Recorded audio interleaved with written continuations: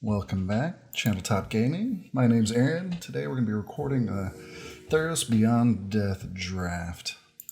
Let's jump right in. Well, easy pick. So we open a bomb.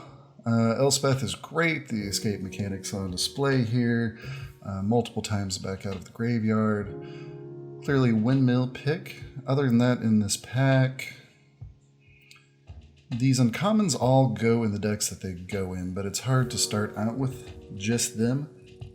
The strongest standalone is probably Shimmerwing.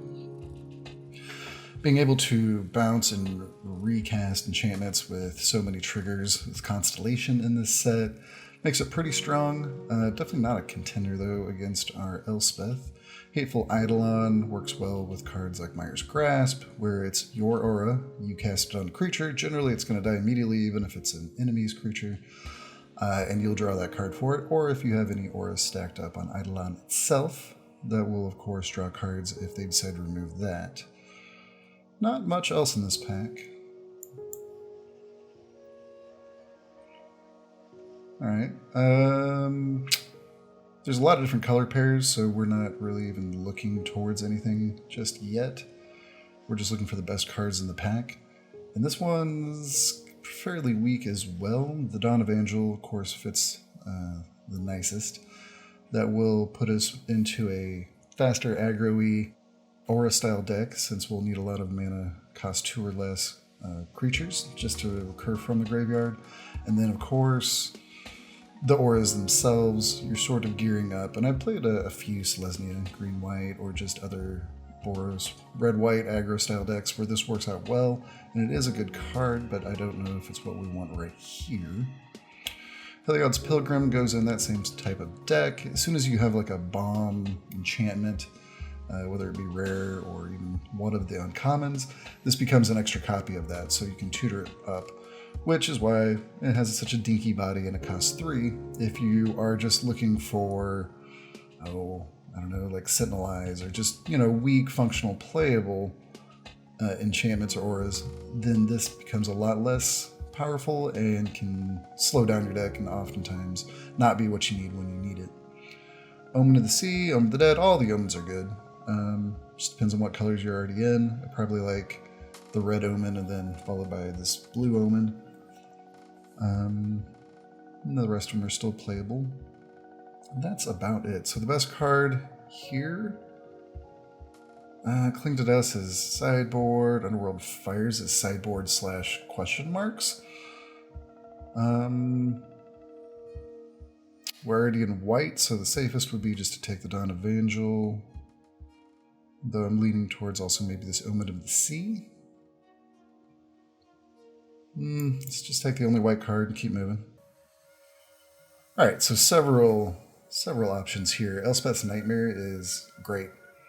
It needs to be generally in a 2-color deck. If you're trying to cast this out of a 3-color deck, you're probably not going to get it down, or at least not likely to get it down on turn 3. And you really want to hit this right in stride turn 3, blow up whatever their 2-drop was. I mean, if you get it down on 4, it's still not that bad usually. You're blowing up whatever their 2 or 3-drop was. Still get a card out of their hand before they get enough mana available to cast their big stuff. And then, of course, exiling opponent's graveyard in this format especially is very, very handy. So, great card. It is in the same pack as a Hydra's Growth, which is one of the key auras you want to pick up if you're doing an aura-style deck.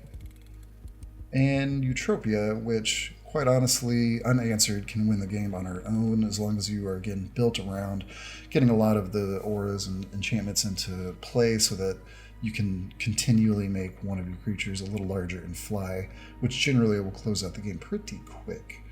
Definitely goes nicely with the blue enchantment creature we saw in pack 1, where you're able to return an enchantment to your hand.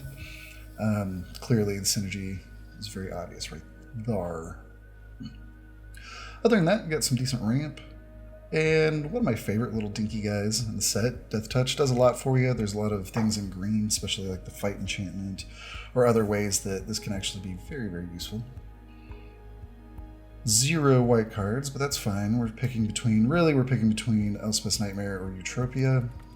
Eutropia takes us straight into banned 3 colors, which is not impossible to do, but Elspeth is already double white. We definitely want to play her. Which leads me closer back to Elspeth's Nightmare. We can just keep it on flavor, on track flavor-wise too if we want. And Hydra's Growth is there, but it's a third for sure. Yeah, as much as I would like to try and bend our draft around Eutropia since we're taking it so early, it's really just going to be a safer pick and something much more likely if we take the Elspeth's Nightmare to go with our Elspeth. Alright, so here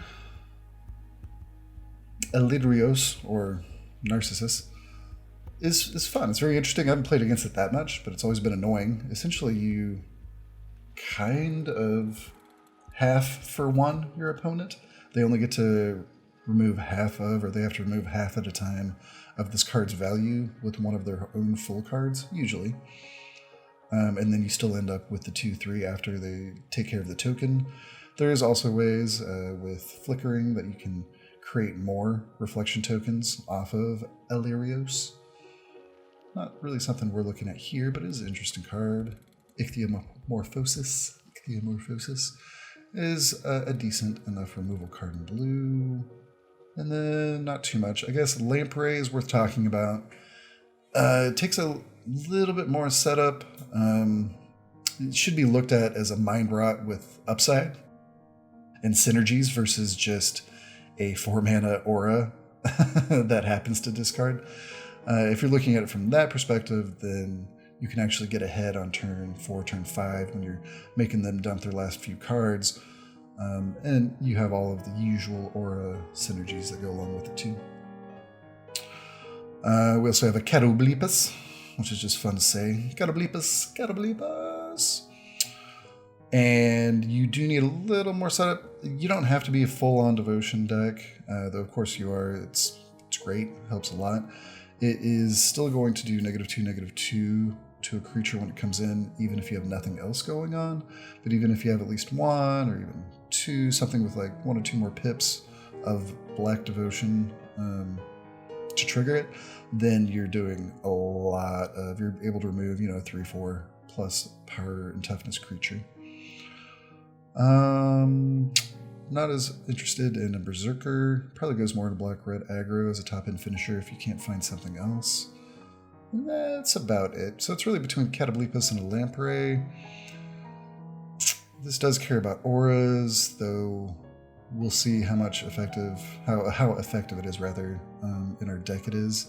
I don't know if we're going to have as many aggro CMC 2 or less creatures. Though a go-wide strategy is pretty good with Elspeth.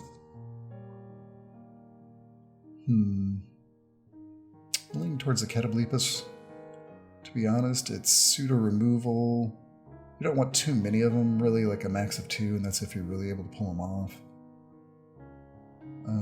But I feel like if we do want a aspect of Lamprey, then we'll be able to pick it up, and we'll know better if we want it when it comes back around again. So let's go ahead and get a Catobleepus.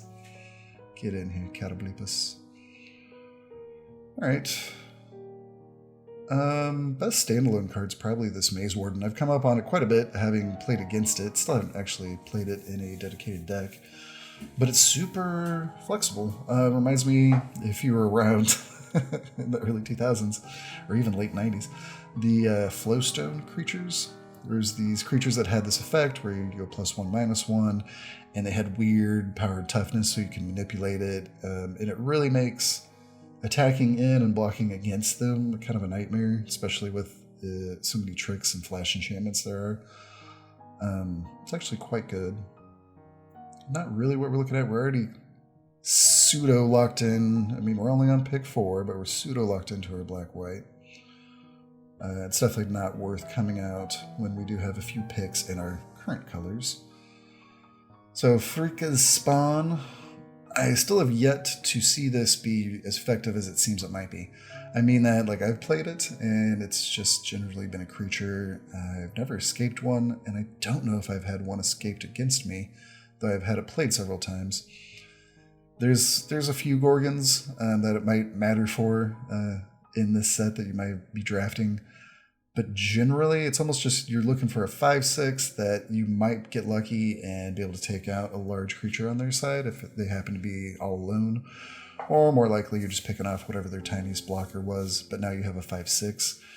Escape 3 is not bad, or rather exiling 3 cards for the escape cost isn't bad. The 6 mana cost is a little chunkier. Still not completely sold on it. But all we really have to compete with it is a Harpy and a Soul Reaper of Mogus. The Harpy's fine. We'll play some if we get around to it. We need 3-drop filler. I think the Exile, when it comes into play, is pretty pertinent. You can often snipe something that you don't want to. Even if you don't get the full-on escape card or, bomb like an Elspeth, you're still eating away at their resource of being able to use the escape mechanic and fuel those with the cards that are in the graveyard. But honestly, I think the Mogus might be where we want to go. This isn't a black-red sack style deck, but that doesn't matter. We don't need extra synergies just for this to be pretty good. Playable, I should say. It's not above average, but it goes well, slots into the 3 if you need it, and then you're able to draw a card if you have the mana up whenever they go to remove a creature or play a battle trick in combat. It allows you to glean a little extra value out of your already doomed creatures whenever that happens at instant speed. It is a 3-drop. We don't really have much else. The Traveler's Amulet would be sort of a side safe pickup. We don't really need it now, and we're probably not going to go into a 3rd color, but we don't know what's coming. We still have 2 packs. But, to be honest, it really should be between the Soul Reaper and the Spawn. It is also an enchantment creature, which does have synergies. I think I've just been so underwhelmed by the Spawn that I'm just going to go with what I know is pretty good, which is this Mogus Priest. Okay. I like Flicker. I don't know if we need to take it here and now. Piper's filler fodder, mostly in the black-red. Again, sack decks, because it sacks, leaves behind a token for extra sacrifice synergies. And then the Marauder does add to our Black Devotion. It is an enchantment creature. So it's just slightly understated for 4 mana since it does trade down. And then Soul Guide Lantern, I think it's good, but I just have never found room for it. Usually by the time I get down to cuts, I'm like, your sideboard. We'll see. In best of 1, this might become better, or at least more desirable main boardable. But since we are just in best of 3, we can sideboard in and out between our first and second game, even second and third game. This is kind of a question mark. The best card here is probably a Metalmaze Prophecy. I have seen more than I've played with, it being a lot of value, especially if you're trying to go longer, you're trying to grind more control style, and then also if you just have that big bomb you're digging for. In blue, of course, Kiora, Best the Sea God comes to mind, but there's a lot of different things. But it's not really where we're looking either, not even for a splash. So we got a Marauder creature at 4, helps our devotion. We have a Flicker, which is always good to have at least one of, sometimes multiple. And we have a sideboard card. Well, since we already have Elspeth's Nightmare that does a little bit of graveyard cleaning, I think we can take the Lantern off the table. So we're between Marauder and a Flicker. I think Flicker's better. Maybe that should just be end of sentence. Need some early creatures, but I don't think Piper's going to fit the bill there. Oh, Marauder. Alright, I'll play along. We might still pick up some Black Devotion cards that matter. Easy Omen here. Impending Doom, if you're in that black-red sack deck, you're usually aggro too. This goes nice in an aggro deck where, sure, eventually they're going to kill it and you're probably going to take 3 damage, but as long as you get at least 1 hit in, or even make them trade a card for it by blocking with it, chopping off the creature, then it's kind of done its job. And there's a lot of things that like to attack willy-nilly. Not much else worth talking about. Stern Dismissal is underperformed. It seems like it should just be an unsummon, but with so many other ways to deal with enchantments and things, and not being able to bounce your own creature with it, it's sort of not found a home just yet. Easy Omen for us. Not even looking at another Marauder. Okay, so here we have two very good cards that could go in this deck with Envoy and Vigil. Envoy goes more towards a deck where Dawn of Angel is doing some work for us. We have things like Sentinelize, which is the 1 mana aura that you can escape back out of your graveyard that just gives +1/+1 in Vigilance. Not that exciting, but it's putting auras back from the graveyard onto the battlefield. It's triggering things like our Dawn of Angel, or if we get any other synergies. And it can be put on envoys, and envoys can be brought back. That said, Lamp Pad is very sneakily stronger and overperforms for what it looks like. Sure, it blocks early, the usual 1/3 for 2. It clearly goes in some sort of sacrifice deck if you have those synergies, but it can still go in a deck like ours where, especially if we're looking to go wide, which I don't know if we're looking to go wide, but we have some of the pieces. Elspeth lends itself to going wide, and there's other go wide pieces in white that we can pick up. But if you go wide, you go in for your big smash, Phalanx, pump the team, and they clear out, you trade off 2 creatures, they eat 2 creatures, and then 3 or 4 get through. They're down to anywhere from 5 and below. All of a sudden you can just feed off as long as you're sure that there's no potential of a blowout or they can gain extra life and screw you. Then you can just sack all the rest of your board as long as you have the mana and just close out the game with the Lamp Pad. Since we don't have a lot of auras yet, and may not at all, I'm going to go with the Lamp Pad here, though it's probably closer than it looks. Alright, Hateful Eidolon goes well. Nothing else even really to consider. I think we take Charger over another Omen of the Dead, and hope that we start seeing some Black Devotion cards now that we've really loaded up. Don't even hate that Marauder now, because we'll probably still get a Flicker. And yeah, we want Black Devotion cards. We still wouldn't mind some go wide cards and see what happens. And I think, yeah, Charger over another Omen. Wow, that Hydra's Growth should not still be around, but we can't really do much about it. We'll take a Libation for the sideboard. Sure. Take a Berserker. Probably won't play. None of these really matter.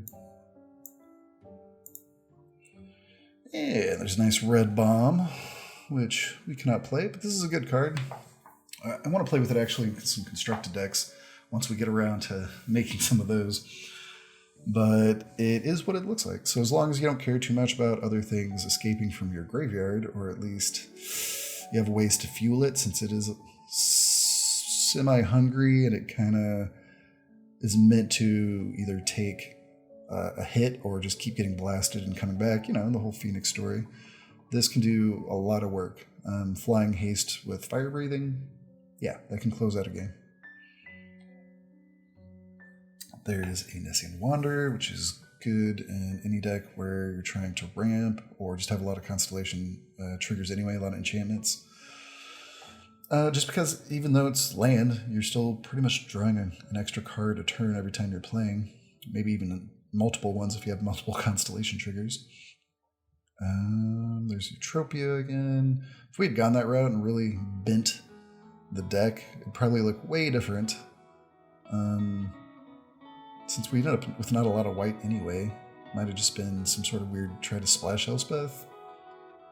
But we did not. And really for us, it's just this Mire's Grasp, and there's not really much else to talk about. Wow, we would have had a really weird Simic deck, possibly Bant. But you open up an Elspeth, you don't walk away from that. Hydra's Growth, man. Even all sorts of crazy stuff. Well, from here, it's not a total bust. Revoke Existence is great in this format. On its face value, it's like a lot of the other cards you've seen in past sets, but since there are so many enchanted creatures, indestructible gods, the exile effect is phenomenal. Honorable mentions: Witness of Tomorrows is spiritual successor to the Sphinx from Dominaria. I can't remember the name, but a 3/4 flyer that scries. Pretty much close out a game, or at least fix you to the point where you can get past a board stall. That's about it. Some really underwhelming early picks for us here, especially since we had such an interesting deck. Woulda, coulda, shoulda. Hopefully we get rewarded though. Alright, still nothing on a really high power level for us. We'll probably play another Charger if we see one. Perfectly good Pegasus, even if you don't have the bomb rare that turns on all sorts of stuff for Pegasi. This is just a solid card. It's pretty cheap to make it Vigilance and Lifelink, and flying is pretty tough to deal with in this format.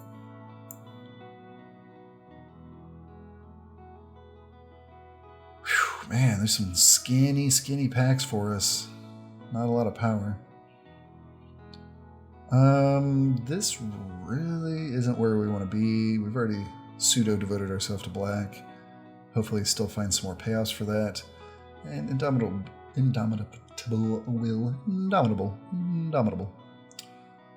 Will is perfectly playable and is likely what we're picking here. We don't need another Berserker. We don't even want the first one. There's the Green Omen, in case you haven't seen that yet.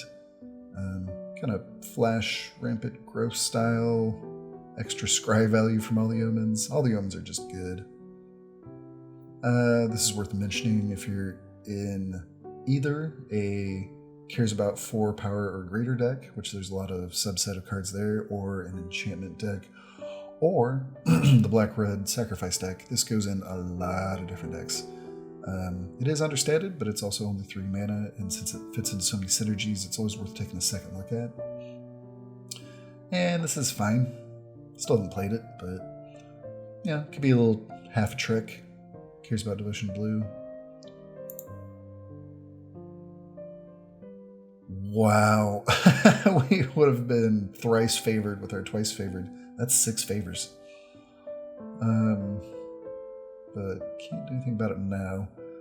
I'm tempted to pick up this Underworld Dreams and just really hope we find a Gary or even some more Ketobleepuses.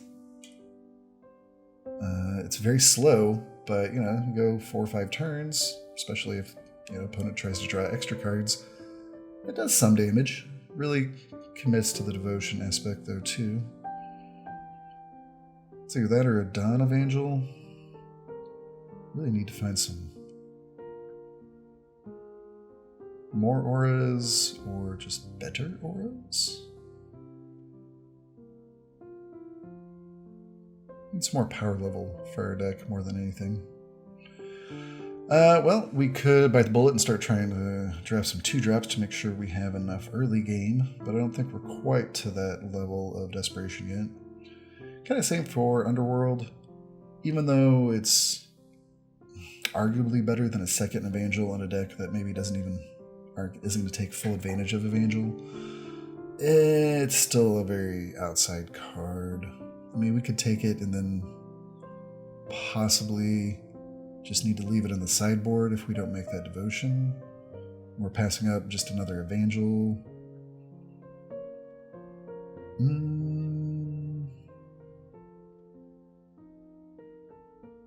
I don't know. I guess it does have extra synergy, sort of like the Eidolon with things like Mire's Grasp, but we need a lot more Mire's Grasps and other 2-drops to even bring back. I'm going to put Underworld Dreams in the sideboard. And kind of regret it? Not really, I guess. We do find a really nice aura.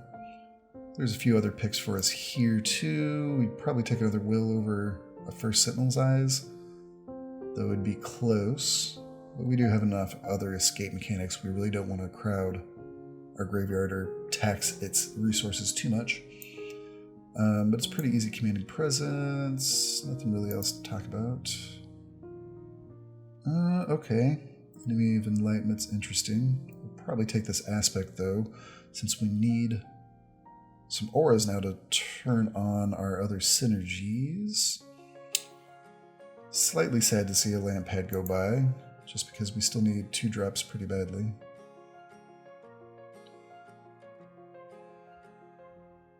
Let's take our first aspect of Lamprey, though.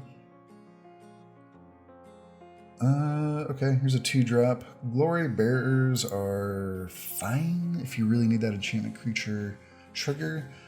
The text on the body is kind of shrug-worthy. I can't think of too many times you care about having more toughness. If this said power, of course, it'd be much different. It goes in a go-wide aggro-y style deck, but as far as the power goes, you're not usually winning any fights through that. But as a 4-mana cost, 3/4 enchantment creature, it's often playable if you need that. Mirror Shield I actually do like a lot, though you gotta be careful. Everything cares more about auras and enchantments in this set than it does artifacts or equipment at all. Being able to put this on, say, especially out of a sideboard if there's a lot of death touch on the other side of the board, definitely has its benefits.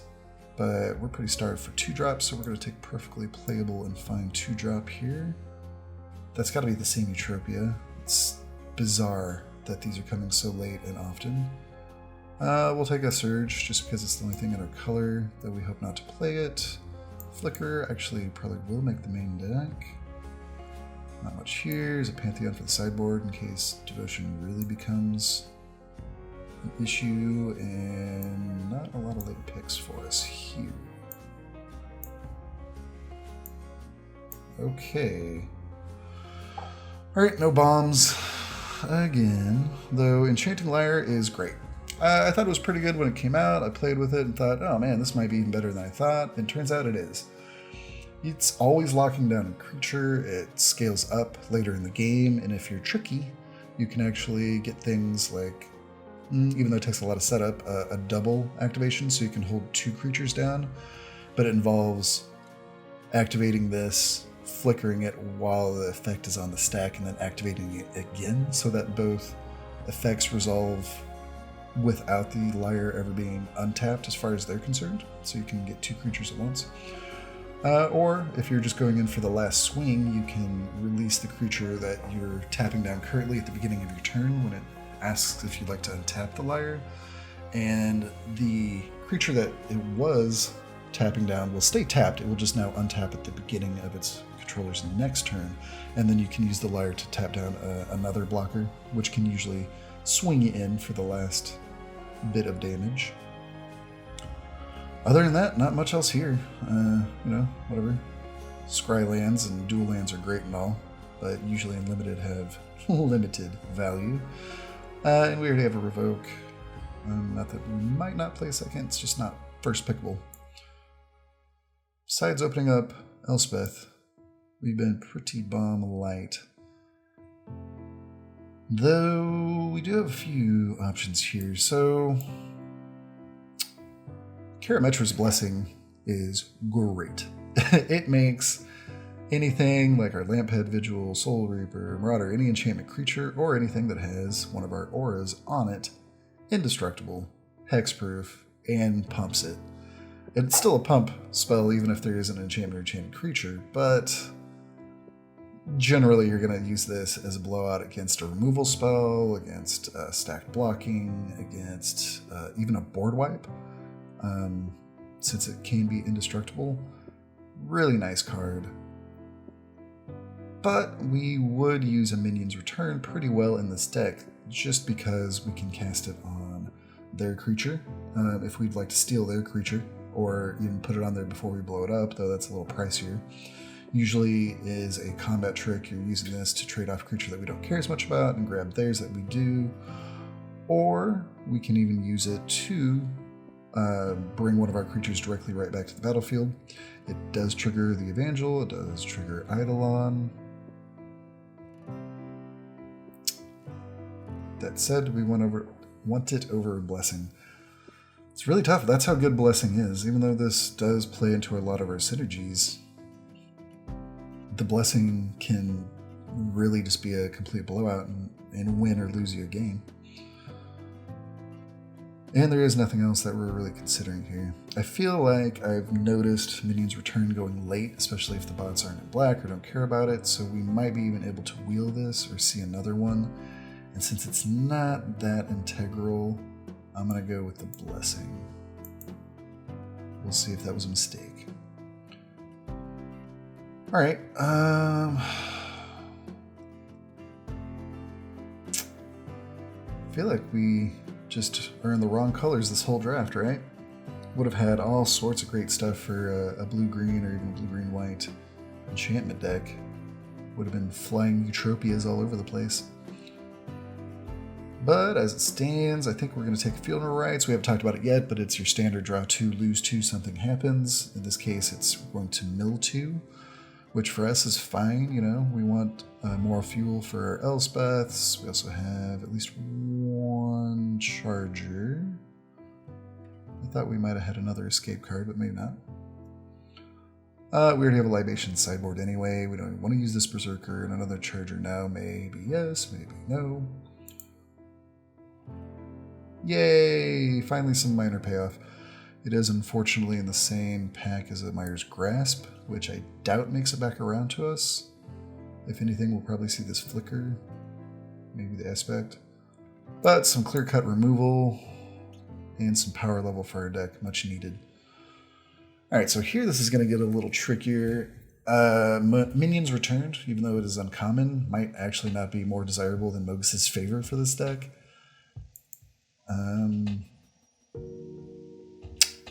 mean, maybe we should have taken that second Evangel over the Aspect of Lamprey just to be able to trigger more, but we still don't even have that many 2 CMC creatures or less.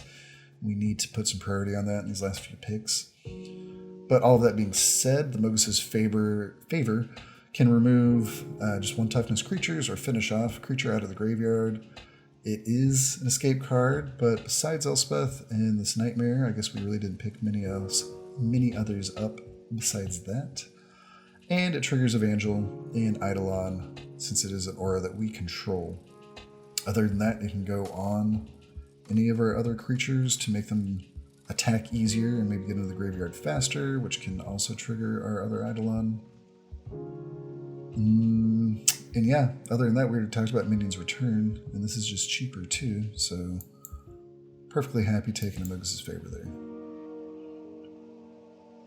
Okay, we didn't end up with any phalanx maneuvers or anything like that, but we still have an interest in going slightly wide with enchantments. I think, especially since we're kind of backed up at 4-drop, we don't want another Lamprey here. If we hadn't taken that first one, then it's probably what we would take here over an Omen. We also might want to consider just a creature. 2/1 flyer over 2/1/1s and a sack effect. Guess we don't have any other constellation, or rather any. We just have some things that care about auras. And we escape with some pseudo aggro. Didn't see any Garys. Actually talking myself into Harpy over Omen. I think Omen's probably the better card. Actually just is a better card. But we kind of just need some creatures here. We're going to end up a little light. A Flicker and another Mogus's Favor. Guess we'll take the Favor.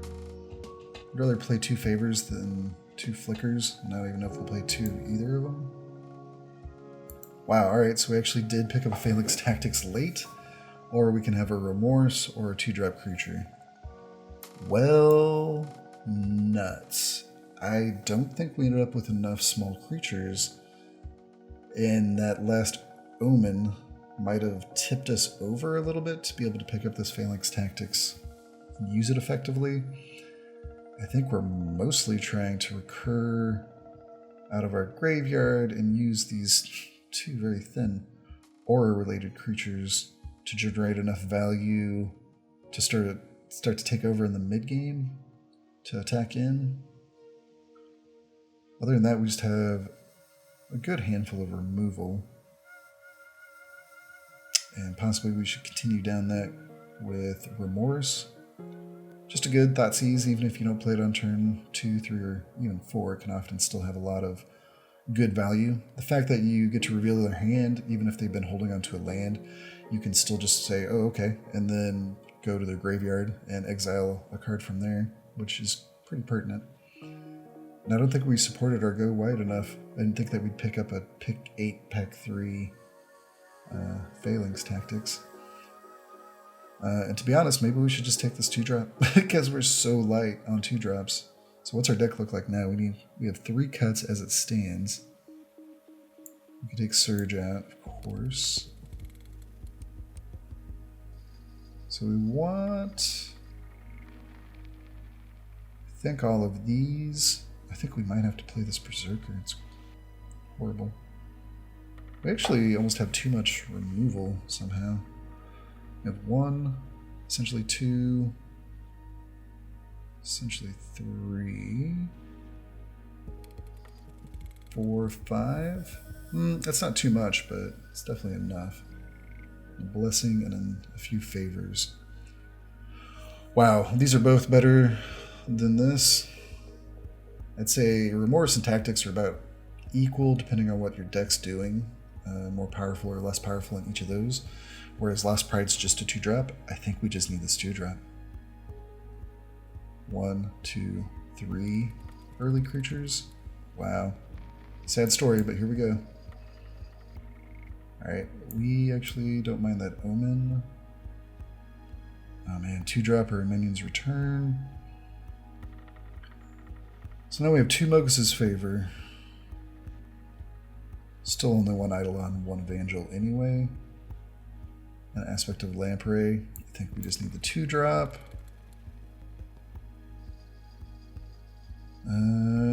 If anything, we'll bring the 1 Libation in from the sideboard if we need it.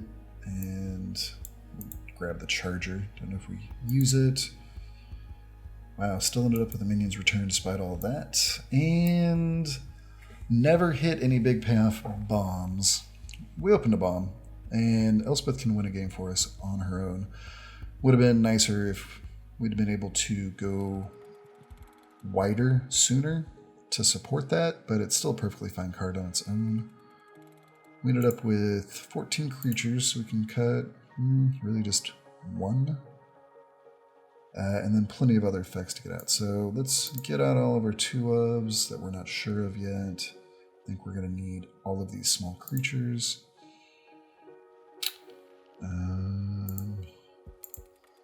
Anything with question mark on it. I guess that's question mark.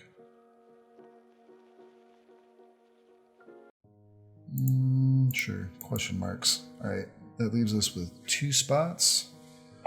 We're going to run 17 lands, so that's for sure. And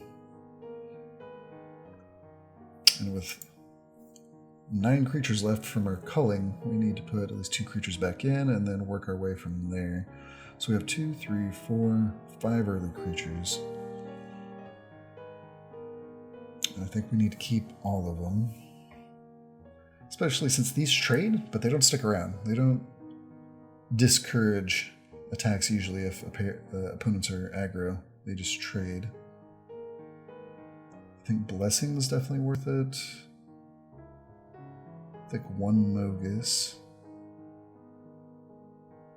Definitely 1. Might even want more than 1 Omen.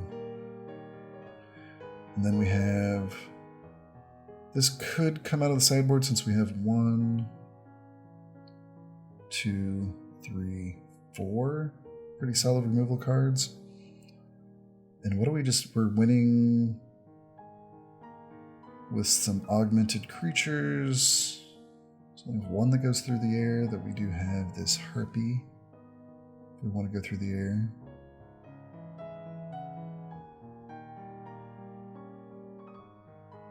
Elspeth stands alone here.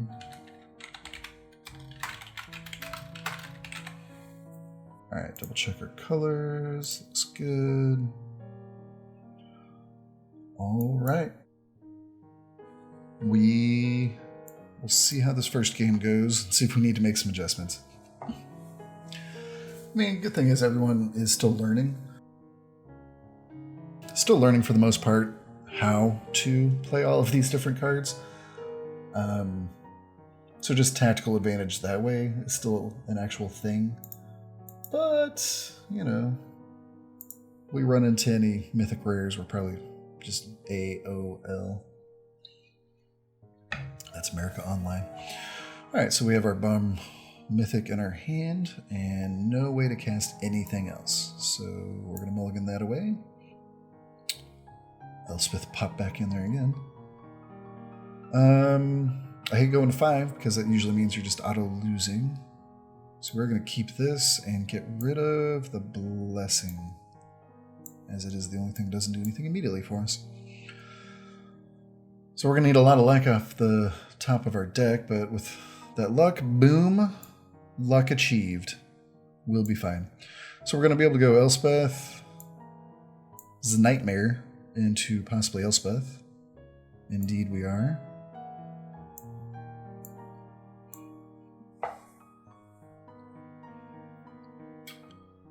Opponent super into blue. I like this card back. Still need to get it. Alright, that is a perfect target for Elspeth's Nightmare.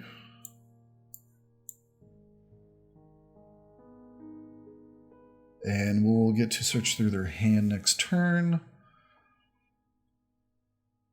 think we just Elspeth and start spitting out tokens.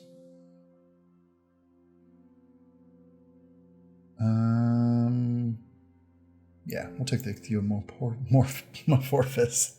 Morphosis. Oh man, it's a tricky one. Alternatively, we could Marauder.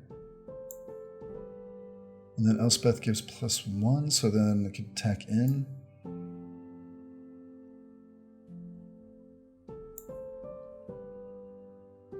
Nah, we're just going to Elspeth, and then we can Myers Grasp that flyer if we need to. Yeah, so we're just going to... Oh, okay. Apparently going Elspeth into... Elspeth's Nightmare into Elspeth is enough for opponent. So from the little bit we saw, blue-white, maybe flyers, some enchantments going on. I mean, we didn't even see that much of the deck, so I guess we'll just run it back. I mean, we mulliganed, and we luckily went runner into land. I still don't think we had an unbeatable hand. It was going to get nasty. We were going to see what was going to happen.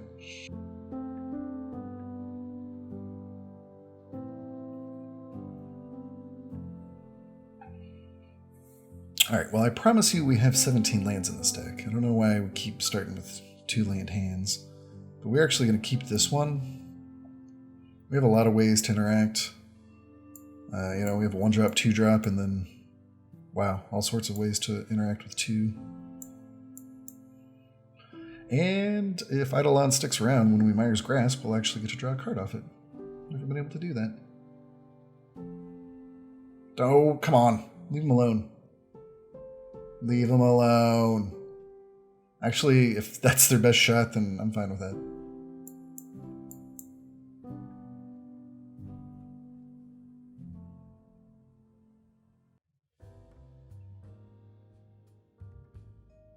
All right.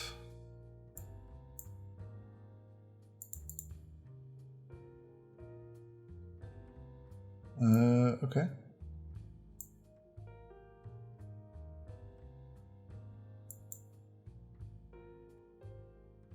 So we could flicker, we can wait and omen,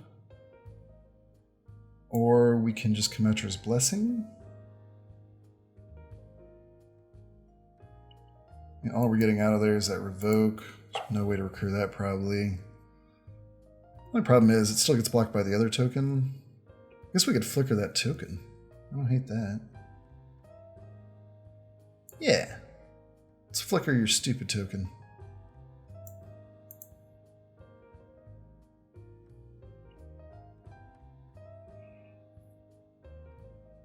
It's minimal resource exchange.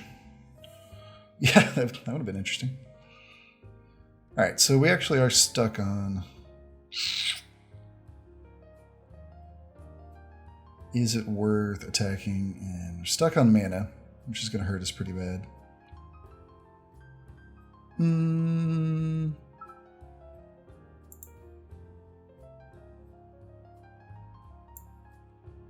We're just not going to attack. It feels wrong, but we don't have much that we can do about that.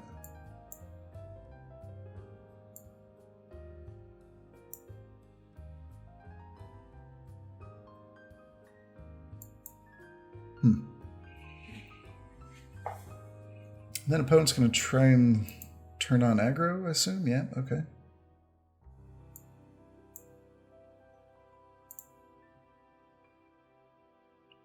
Okay.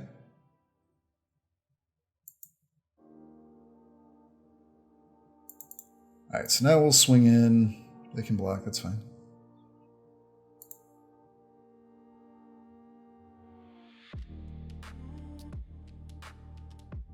Whatever, snipe that card. Get a lamp head down. They can counter that, that's fine. Okay. Or glimpse it, whatever. And we're still not completely out of this, though 2 lands in the top 12 cards is super unlikely. That's less cool. And now we get a mana. Okay. Well... Bad news, friend.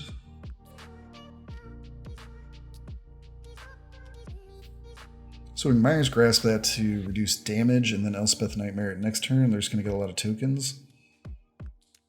Is not the worst thing that's ever happened in the world. Nope. Nope. That is not what we wanted to do, but it's what we're doing now. Alright, well, that was unfortunate. And now we might be done.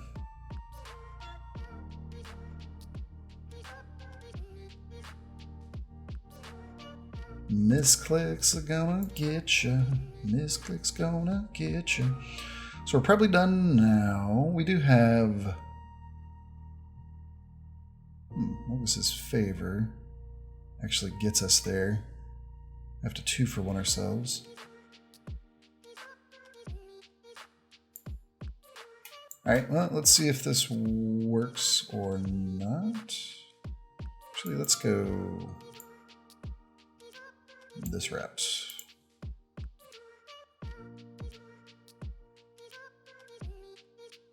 Alright, so we're just done. So we'll go ahead and go to the next game. 2 lands for the first 6 turns. Wait, is that right? 3, 4, 5, yeah. No, 5 turns. We still haven't seen a accurate representation of what this deck can do. We got scooped against early, and then we didn't get to actually play a second game. I still don't think there's any adjustments. I don't think so.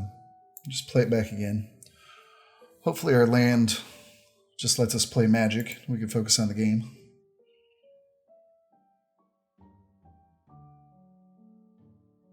Yep. Nope, still 2 lands. Yep, we'll keep it.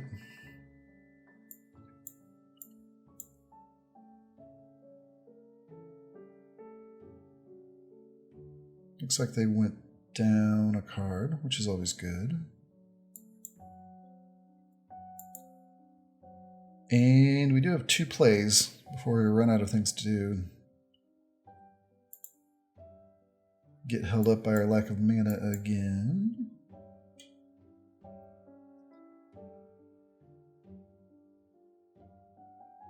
Alright, that's good. Nothing to do there. Okay. And we got a pretty good aggro rhythm going. Okay. Not sure why they're playing that card. It's a card that goes in certain decks for certain reasons. Okay.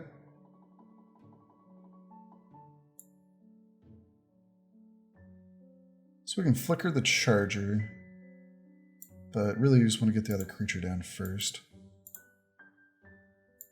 So we'll get the land pad down.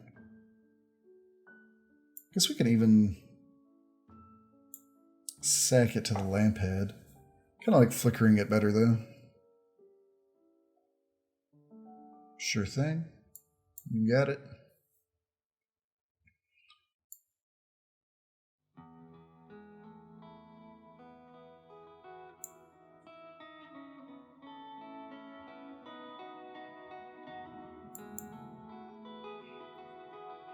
Well, Devotion to Black is in full effect.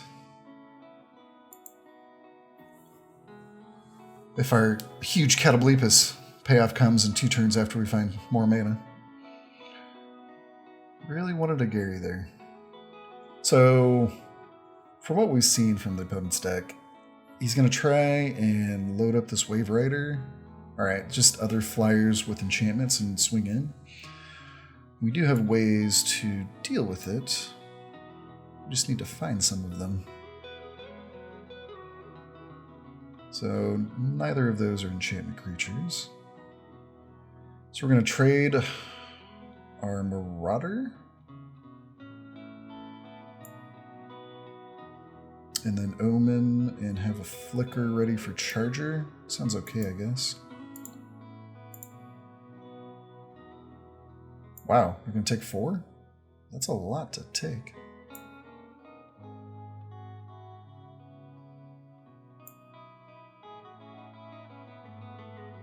Okay, pass turn.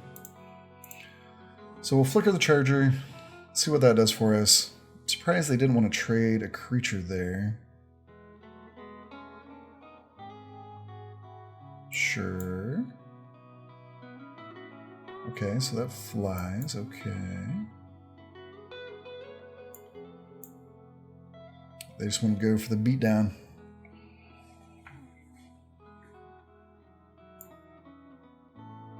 Okay. So the Thief can swing in past the Lionfish anyway. Seed wants... It probably has something to play, like flash in an Omen to tap down the Marauder, I guess.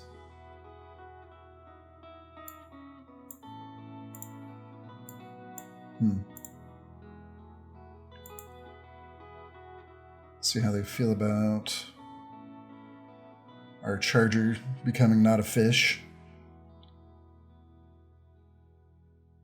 And okay. Well, now we don't need mana. So we'll go to attacks, see if they don't flash in an Omen and tap down the Marauder. Feels like something they're going to do. Oh, Heliod's Intervention, you say? And tap down the Charger. Cute. Alright, so we can go ahead and eat the Marauder, right? Yes. And even eat the land pad. That'll still give us enough to bring back Marauder. It's going to slow down our aggro, though, that's for sure.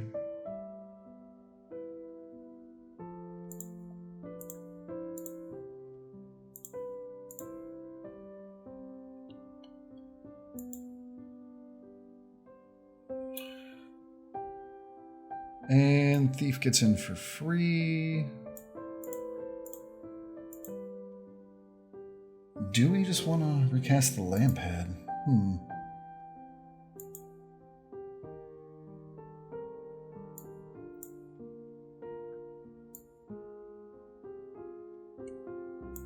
Yeah, I'll say yeah. Or let's see. Recast the land pad or revoke the Lionfish. And we still have to replay. We'll have to hold back a blocker though. Does the land pad get us there? Really depends on that last card. Just gonna grab a land pad. It will give us enough reach on its own, depending. It can block the stinging lionfish for one, but it also will give us 3 damage for sacrificing our 3 creatures. That will be a little troublesome. Grab the Ichthyo, gain 3 life.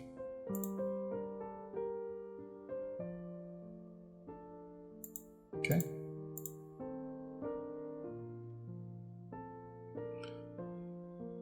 I don't really want to scry with this Omen at the top of our turn. This is interesting. So we can Indomitable Will the Storyteller.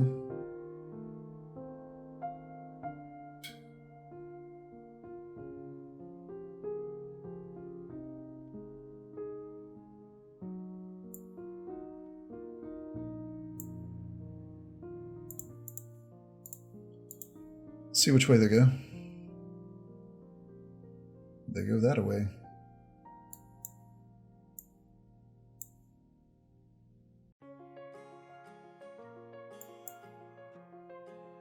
So down to 8. I think we're still okay. We'll go ahead and remove the lionfish, just get it out of here. And I think we actually do want to stop at the beginning of our turn, this next turn now. That's fine. It's still going to be a 1-2 or a 1-3, yeah. So that flies. We go to 4.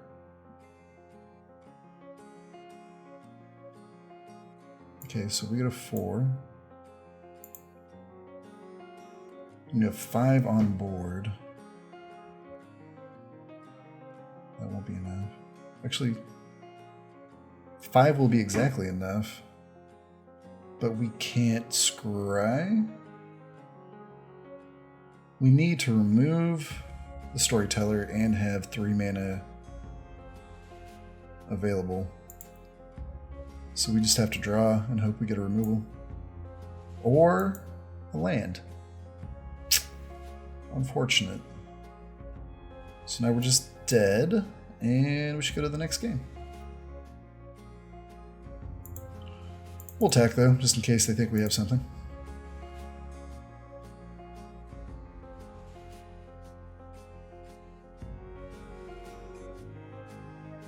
As for the lamp pad, it's 3, 4, 5, 3 damage left. Nope. It was worth a try.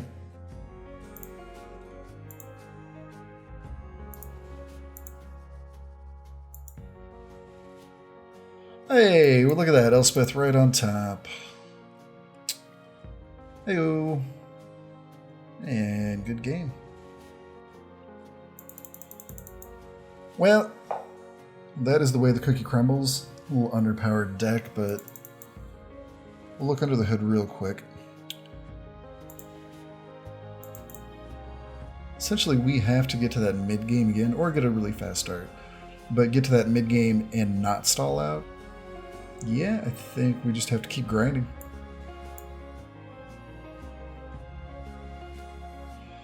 Alright, let's get in there and see what happens.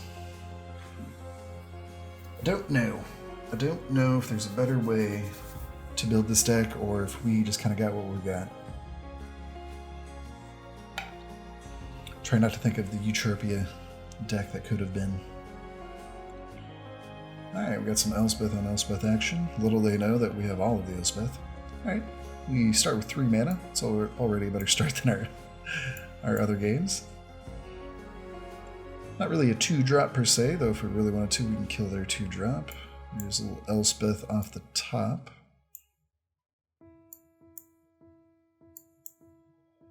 Alright, not the worst. We will, of course, need some more mana at some point, but we'll have a couple different ways to go about getting it.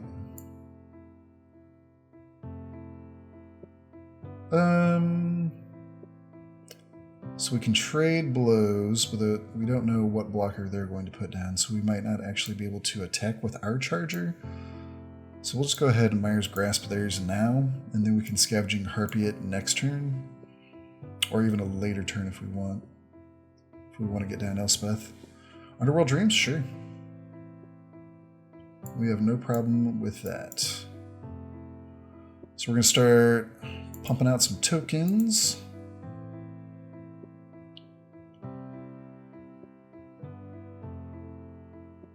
Yikes. So they're going to be able to drag. They're going to be able to grab a lot of different things depending on what they want.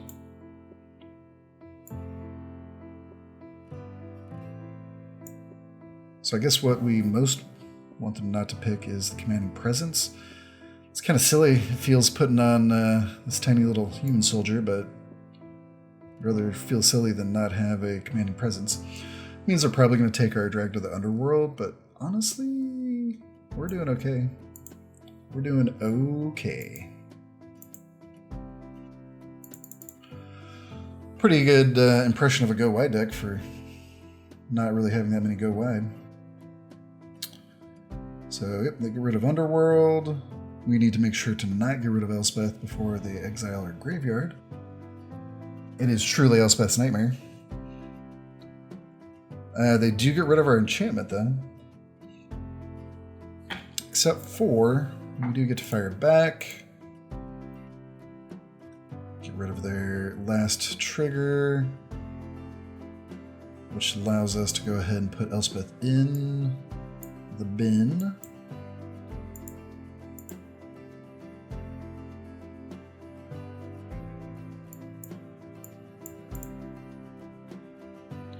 And then, how many is it? It's 3 other cards. Let's go ahead and put down the charger. It's for extra attacking, and then we can still Harpy out next turn. Okay.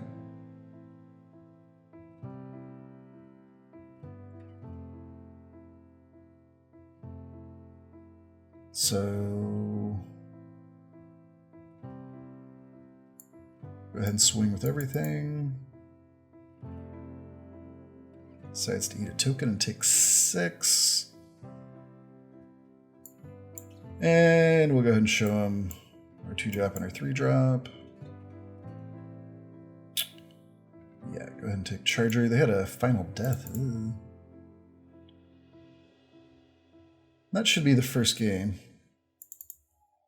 Turns out Elspeth still pretty good. Opponent is Black-Red Sack, I guess? They just didn't have any red mana. But oddly could cast their Underworld Dreams.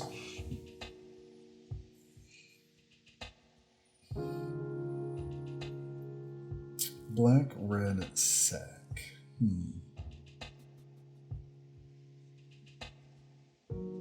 Minions Return is an interesting pick. I think it's going to be better than our Revoke to Existence, just from what we've seen. Much trickier way to get some more recursion out of our deck.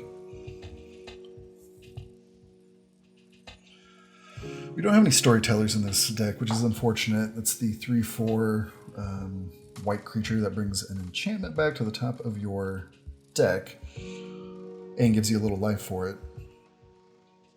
Besides Elspeth, and I think, the Charger, there's not a lot of graveyard recursion we actually have at all. Man, this deck, I swear, it runs 17 lanes. Though it has only given us a good starting hand once. Alright, yep, that's too long before we get to you, Catoblepus. I'll remember you well.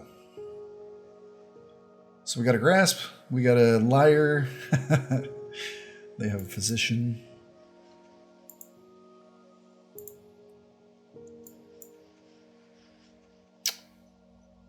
Wow, they are all about it. So there goes our Commanding Presence, and like I said, we actually don't have a way to get it back in this deck.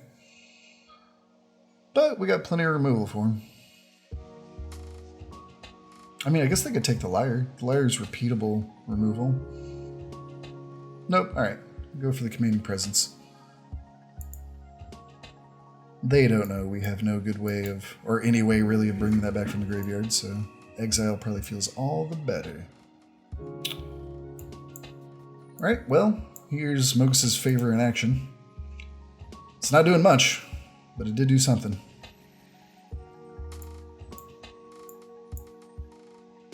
Discordant Piper, not that impressed with.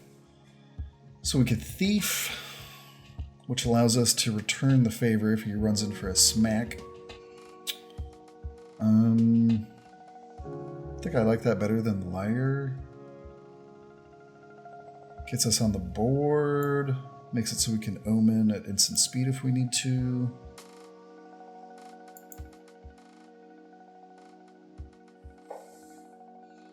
Yes. Yes. Really, no follow-up. Okay.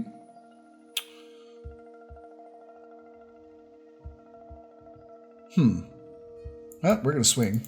What you got? Nothing, just more than happy to race. Okay. Well, we're gonna get down Liar, and then we hold up a 1-point Liar, but more likely that's gonna come through the next turn.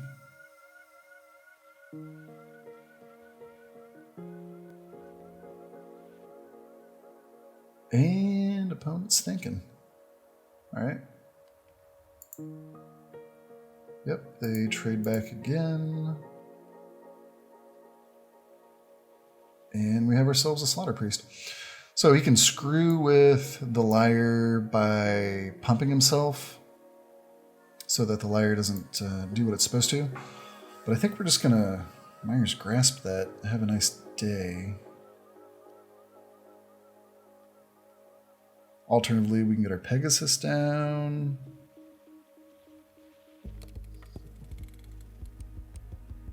So he does have to sacrifice the Discord, which he probably doesn't mind doing.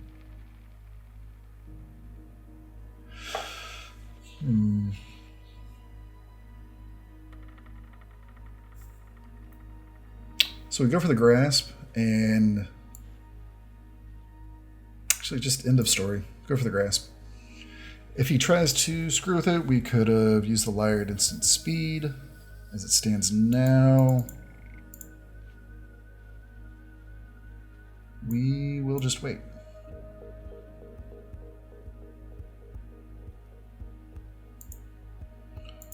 So, tap down that guy.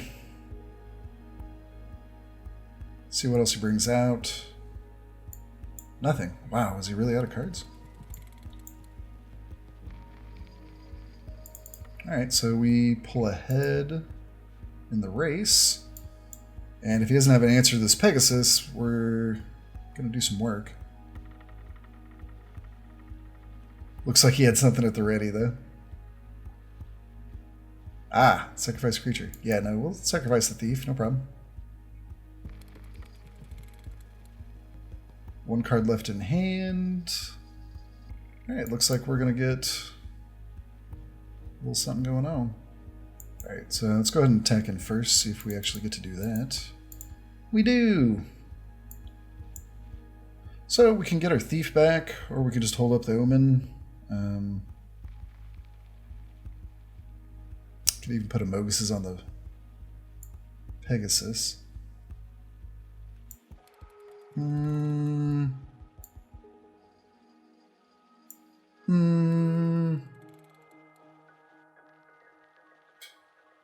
Yeah, alright. Let's press our advantage. Again, it does allow us, if he has another Libation, we can actually sacrifice the Omen. And we'll scry at the beginning of our turn. Okay. They're going to stick something in their graveyard, and they got a big old 4/4 lifelinker. So we'll actually have to switch the Liar over to Gravebreaker Lamia, but that's fine. So actually we don't want to crack the Omen at the beginning of our turn. Oh, or we can just blow its head off. I guess that's an option. I choose to blow your head off.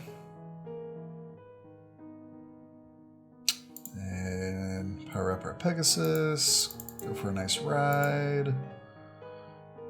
They'll get to swing back, but at this point I don't really care.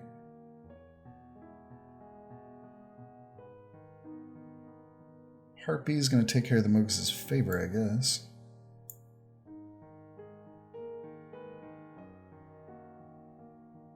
Yeah. Do what you gotta.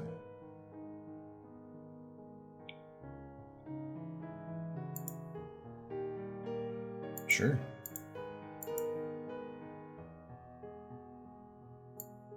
Okay.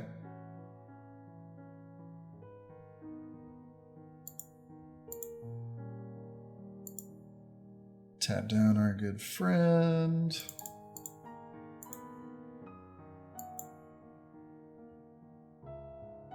And I think I actually just want to keep up Flicker. I don't care as much about... Yeah, I don't care about them hitting us. I just want to make sure that Pegasus sticks around. So if he goes for removal, we can just Flicker it.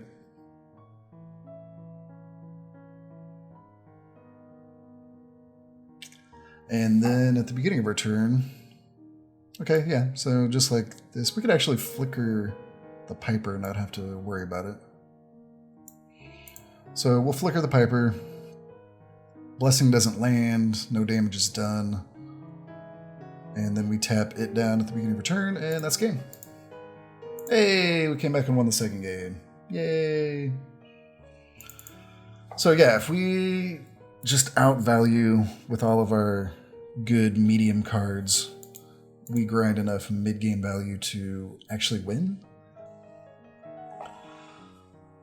So we do have to rely on our removal lining up well. Any really large bombs and we're just kind of hosed. Sure.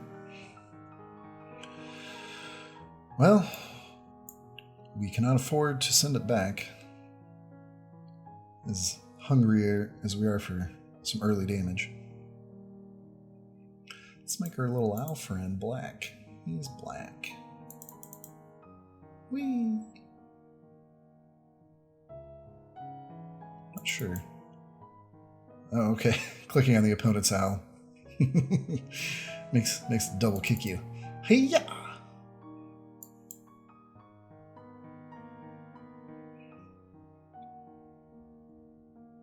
So, I wonder if they have new environmental things. Haven't clicked around this map really. Doesn't seem to be much.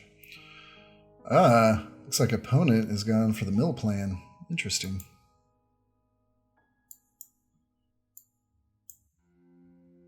Alright, well, we have a slow start here, but it's not the worst. We can actually tap that down? I guess it doesn't matter. Yeah, they're going for the full-on mill plan. That's awesome. Alright, well, Elspeth's Nightmare off the top would be fine with me. I haven't played against a mill deck. We had one that was... We kind of went into mill because we were past so many Towering Wave Mystics and etc.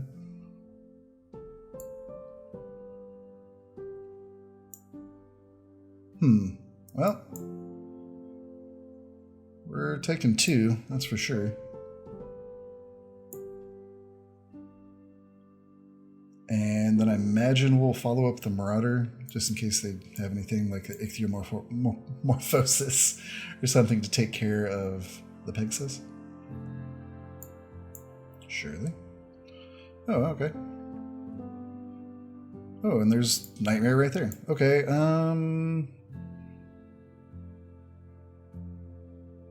we could lead out with the Marauder, which allows us a faster clock.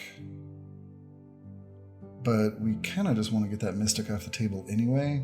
What's our play next turn then? Marauder into a 1-point Liar? Nah, let's go this way. If they have some way to deal with it, then so be it. But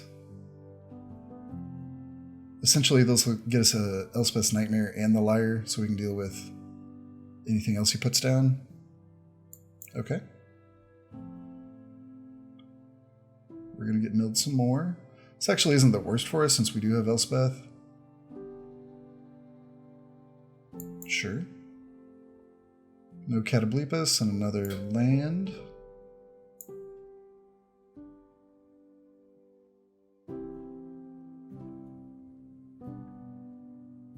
And we're going to be able to start punching in.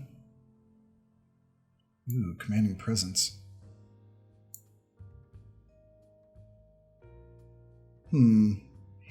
So in commanding presence, tap down philosophy. Nah, let's just get down that Elspeth. Can still hold up this blessing.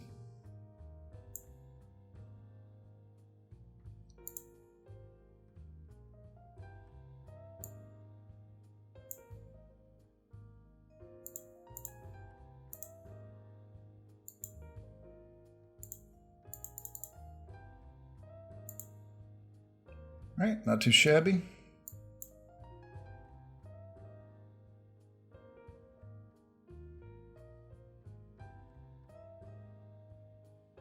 They finally find their second color.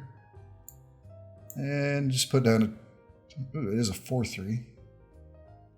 Mill us for a couple more.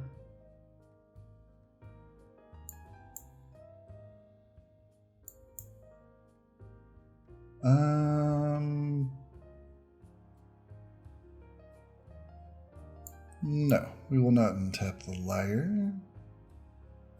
We will get that Calyx out of their hand, though. So they have green as well? Okay. And a Triumphant Surge. Okay. Good to know. I'm more interested in just beating their face in. We still have this blessing to hold up in case they do pull another land. Very nice. Get ourselves a little token. And the Karametra's Blessing actually gives us a pretty firm hold on what's going on here.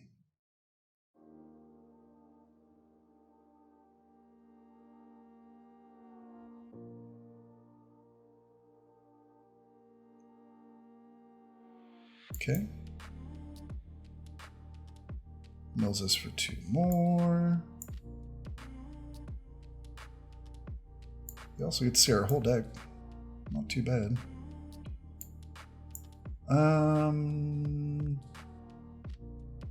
Yeah, I guess that's worth it.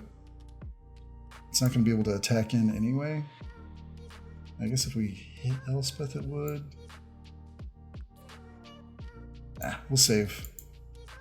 4 life for 1 token seems pretty reasonable. So now I think we still...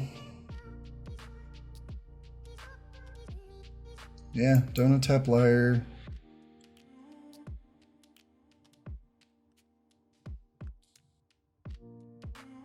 So now we can Thief. If we Thief Harpy, though, we leave our Marauder open. Let's attack in first. See what they want to do. Figure they're going to chump off with the Envoy. No, they do not. Okay.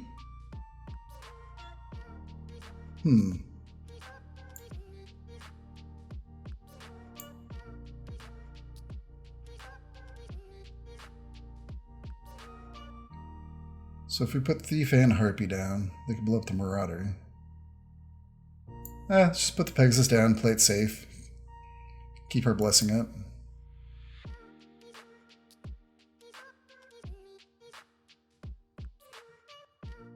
Okay, so he's going to go for his removal spell. We're going to blow it out.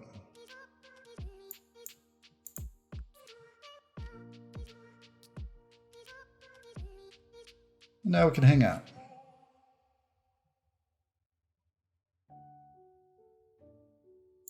This time, no blocks. You may have 4 life.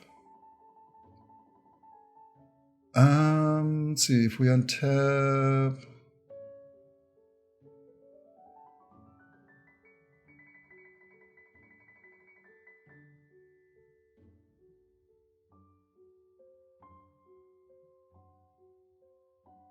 Yeah.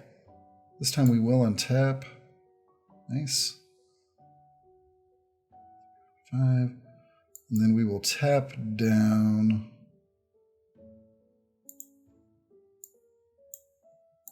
This makes it so he has to block with Sage.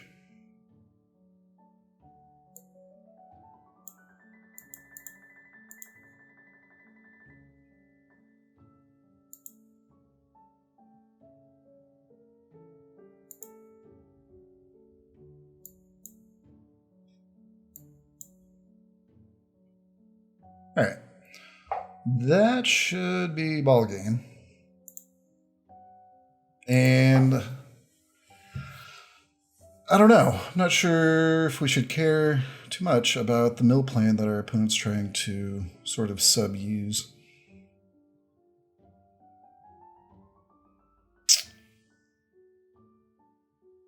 Nothing jumps out as especially useful. Yeah, let's just run it back.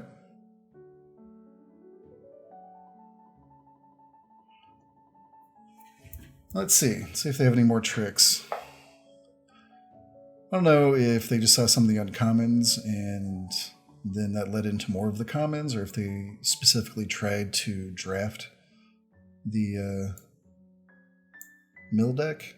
All right, we have 2, 3, 4. Not bad.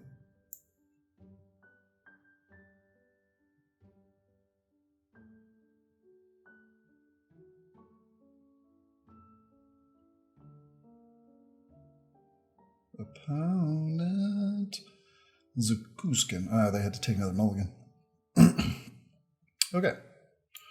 Well, lucky for opponent, we're lightly flooding out. We have something to do for the next 3 turns, but lightly flooding out. Now I think we can say we're officially flooding.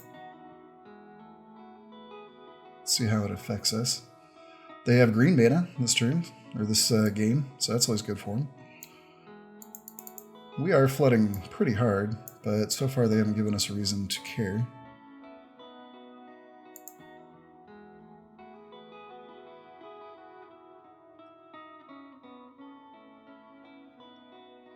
Alright, Wave Rider.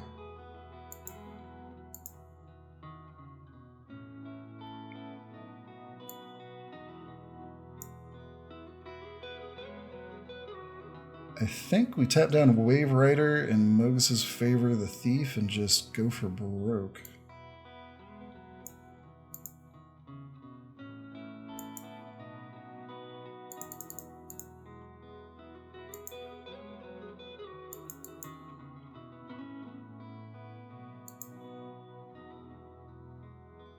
Because a lot of his creatures were enchantment creatures, so it's possible he doesn't have a good way of actually blocking the Temple Thief.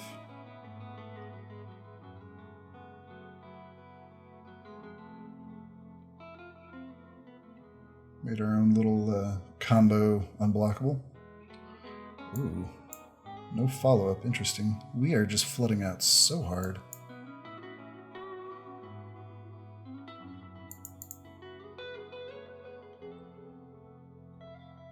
Okay, he's got a turtle. Turtle blocks.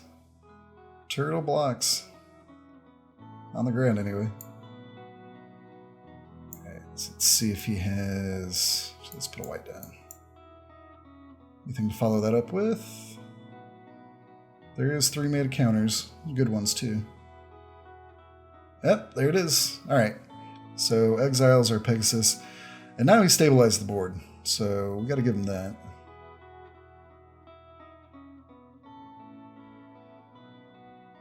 Surely.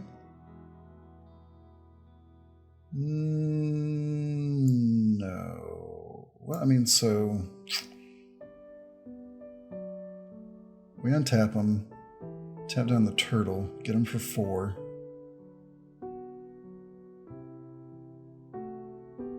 Then it costs us 3? Yeah, alright, so we're gonna play with the liar a little here.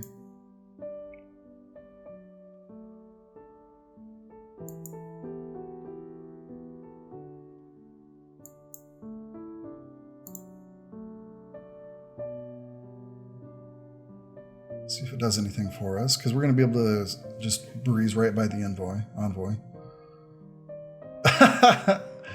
You know, I thought briefly to go ahead and like +1 it, but... Oh, wait, now it's enchanted, right? Yeah. So now we're good. The fact that he enchanted it actually means now we can get past both those creatures.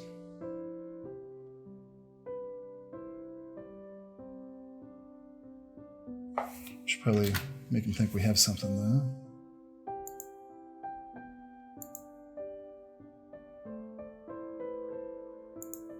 So he's going to try and race.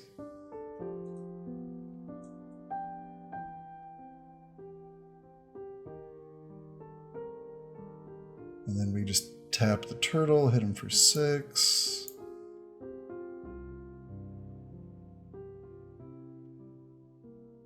Does have 1 card.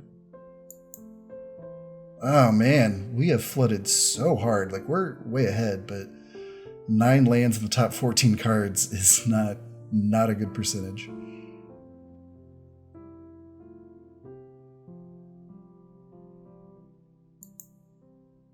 I don't see a reason to attack with the Evangel.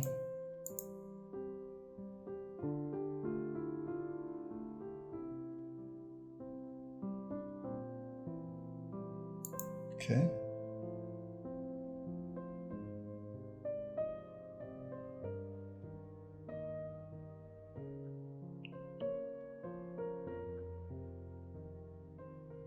And we'll wait to tap the Liar.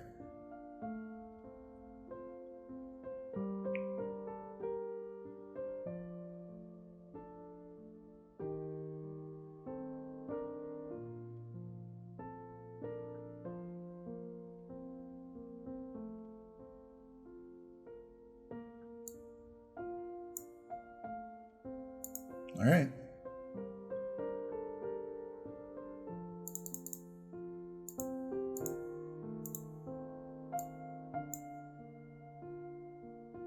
Oh. Whoops. Let's do our math correctly. Wink. There we go.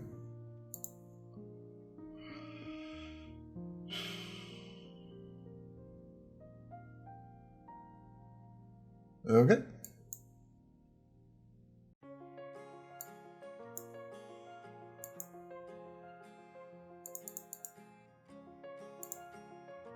We'll do 4, 3, 4. Nah, we'll just do 3. If he's got something, he's got something. All right, he does not. And now Lamp Pad should be able to bring us home.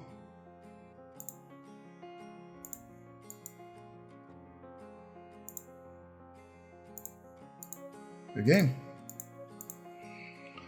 Whew, all right. So that did show a little more synergy as far as being able to work around opponents' creatures and be more evasive. To be honest, I don't know how many bombs or how much teeth that deck had, but we'll take it. We'll take it. We'll take it.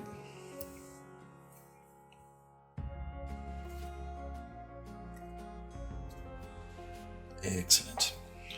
All right, Pablo. Time to meet your maker. All right, play and Lance. Ooh, okay. Look at us with a good starting hand. Could go Thief into Nightmare. Oh.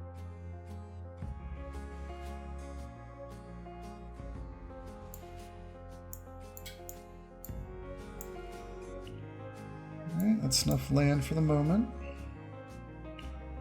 Well, I guess we can also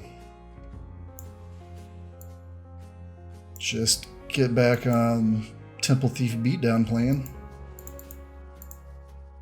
What's good, my friend? You have 4 turns to deal with this. And we still get to Nightmare and keep up Blessing next turn? Not too shabby. Do you have a creature? Ooh, maybe their mana color is screwed. but they kept that starting hand.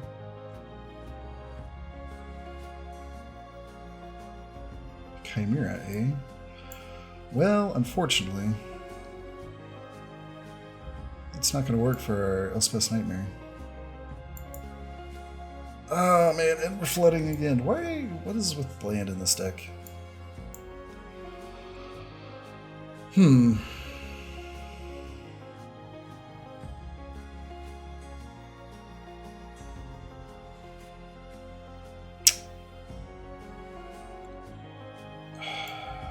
Alright, we're gonna wait. And we might bring on the other Mogus once we go to sideboards, depending on how many other targets that we have for the removal side, albeit as small as it is. Alright, no blocks. And okay. What? Stop it! Stop it. 7 lands in the top 11? Why are you doing this? Okay, well, we're going to attack. See what we end up with here.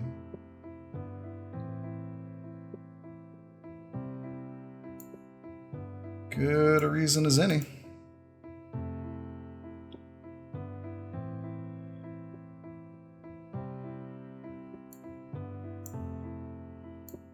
Alright. Well, our table is set. Now we just need, some cards to play with. Not sure what their early plays that they didn't have, what's still in their hand.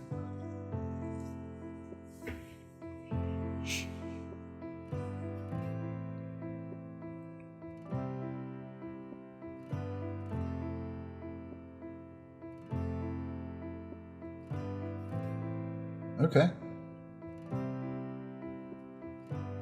Because if they take care of the thief, then we can Mogus his back, or rather, cast Mogus again. Oh, okay.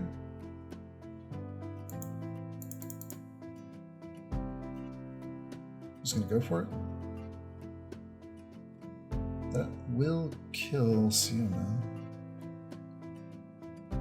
Interesting. So get the damage and then Chimera the Thief? No. Okay. So, interesting. Well, we're going to go Nightmare into Revoke on the Wanderer and swing in.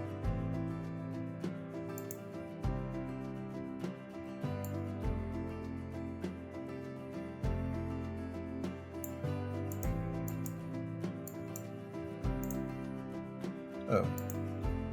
Oh, it's not an artifact. Or rather, it's not an enchantment. I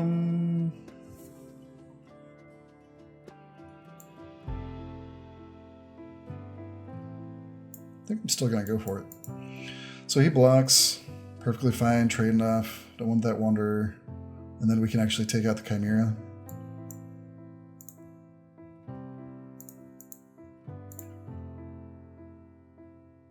Eats at some of our graveyard resources, but it's not too bad.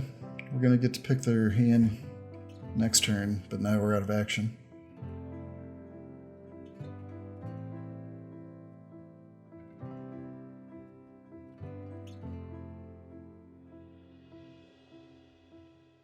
Probably wise. That's what I would do. A spinner and mostly just the spinner.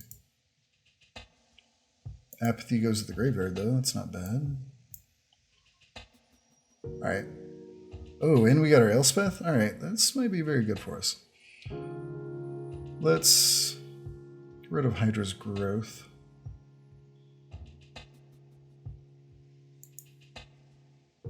Get rid of the spinner.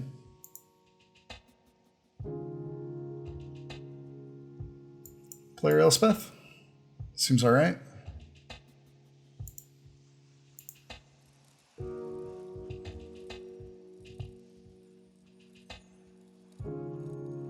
I oopsed or you oopsed? I'm not Not sure who the opponent oopsed.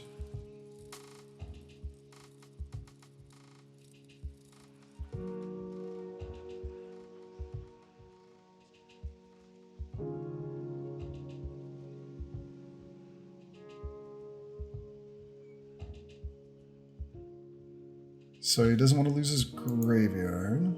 Okay, we are continuing to flood out. Stop it. Just stop it. We're going to get aggressive.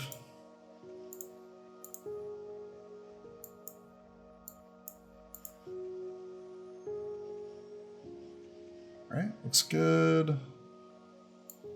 And in turn. So we've got a decent build up here for our graveyard. We'll still need a little more. Sure. Blessing. Kill a token. Kill Elspeth, I imagine. And he can even bring the Chimera back, so pretty good stabilization. Could even hit us in the face, might not be the worst.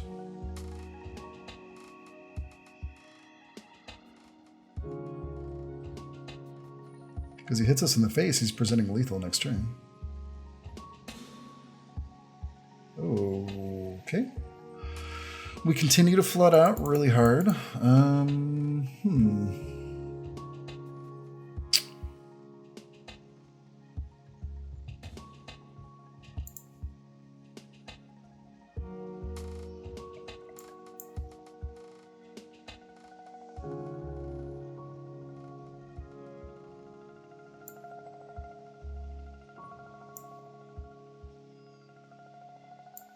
What do we need? How many cards do I need? How many cards? 4 other cards. Need 1 more card. That is unfortunate.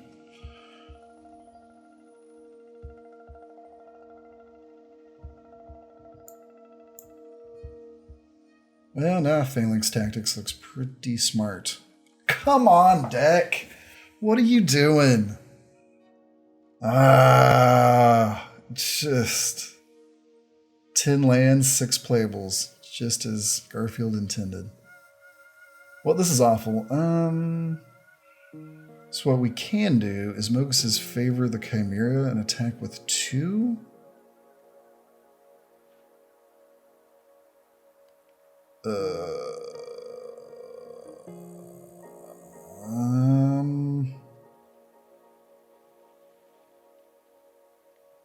So we do that. Attack with 2. You can block and bring it back. That's the thing. He has enough to bring it back. Goes to 1.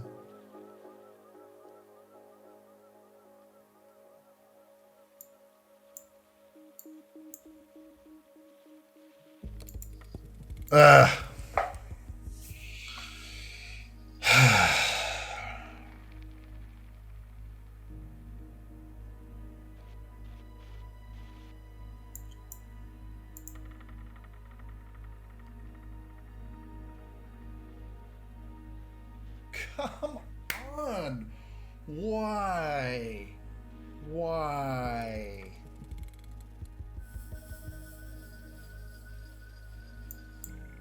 Alright. Maybe the Mogus's favorite trick line would have worked 2 plays ago, but then, I mean, we still would have just drawn dead there, and we would be... I mean, I guess he'd be at 2... Or he would have just brought it back again. I don't know. I don't think there was any great way out of it.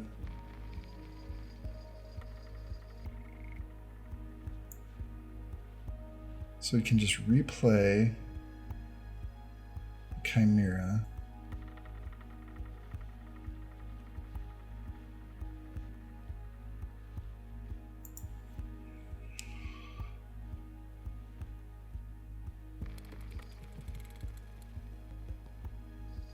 Okay. Not dead yet.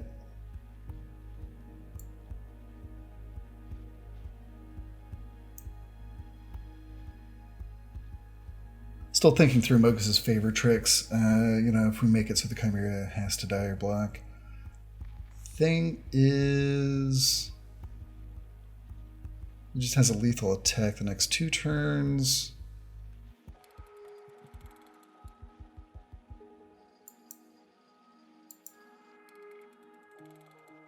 Ah, man. It's a real nail biter. Alright, so I don't know if he or they know that I can now get their Losum Chimera out of here. Thanks to Leonin. And that's going to make it so I can bring Elspeth back. Okay. Okay. Have we got there? We might have gotten there. I don't know.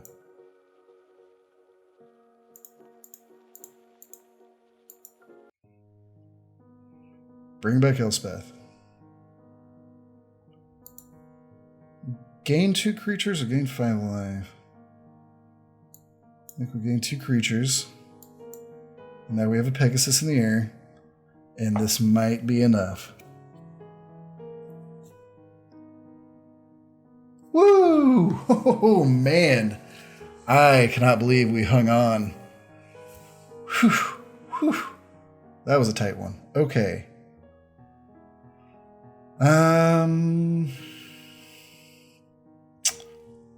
We don't have much in the way of Graveyard Hate. We can bring in the Harpy. Nope, never mind. Harpy's already in here.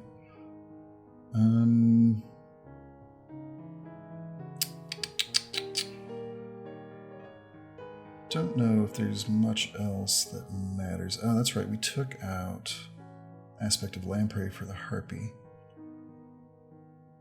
Yeah, I think I'm still good with that. We don't have enough aura synergies, or at least not consistent enough for that to matter. Plus, we don't have any really big beefy creatures that the lifelink also just doesn't matter that much. So, yeah. I think we keep it as is, run it back. Man, that was tight. Super tight. If we had gone with the Mogus plan, then we probably would have lost. But it just felt bad knowing that, we've drawn so many lands so many times in a row. Okay, this is acceptable.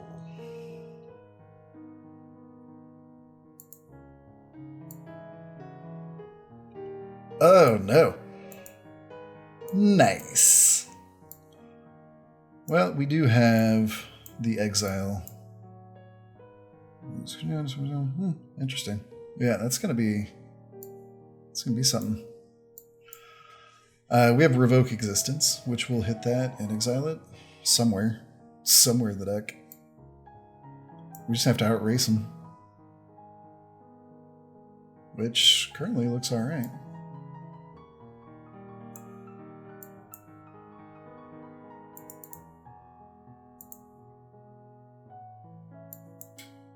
Alright, we got our racing shoes on. We get to mess with whatever creature they bring out. Okay.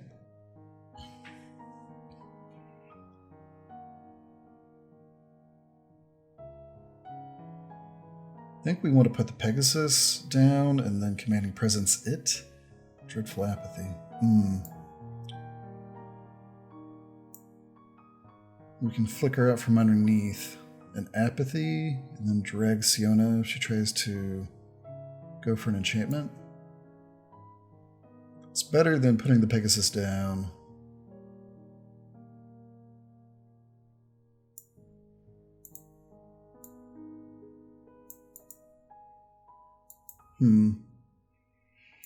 Yeah, we're going to keep our options open.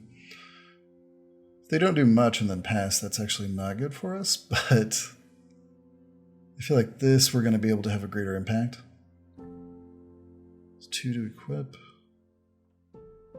Alright, we don't want any of that to happen. So we're just going to go ahead and blow her head off.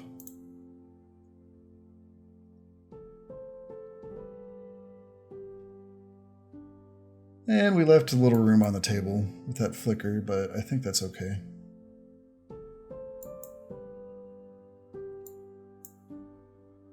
Now we're really going to be able to get in there. So they're going to have to apathy the charger.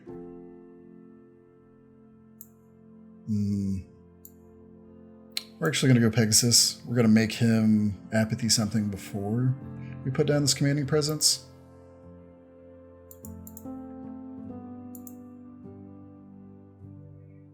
We have a lot of pressure on him now, too.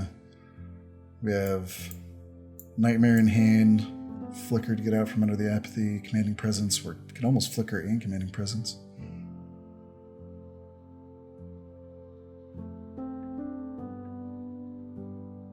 I think we're probably going to put commanding presence on whatever they don't apathy. Right. I think we're going to be able to aggro them down before they have a chance to do anything. Okay. Ooh.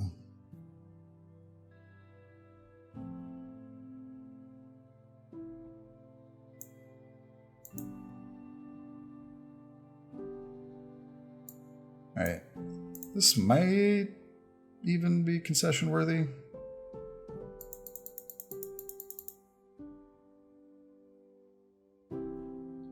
Like, that's gonna be pretty hard for an opponent to overcome, especially like not knowing that I still have an Elspeth's Nightmare in here. And a Flicker.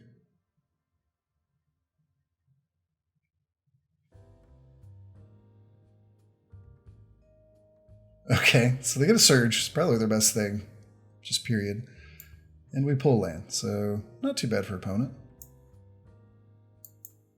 So got him on the 2-turn clock. Not to mention Lamphead almost has enough reach to get this done anyway. We could Nightmare.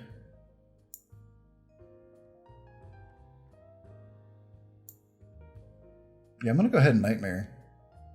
Because I'd rather go ahead and still get that second trigger off. And we can still Flicker the Charger. Or if they put down a creature and put Shadow Spear on it, then we can Flicker it. Okay.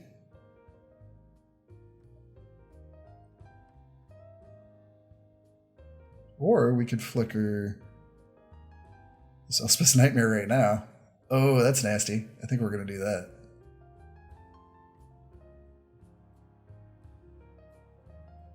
Warbriar's Blessing.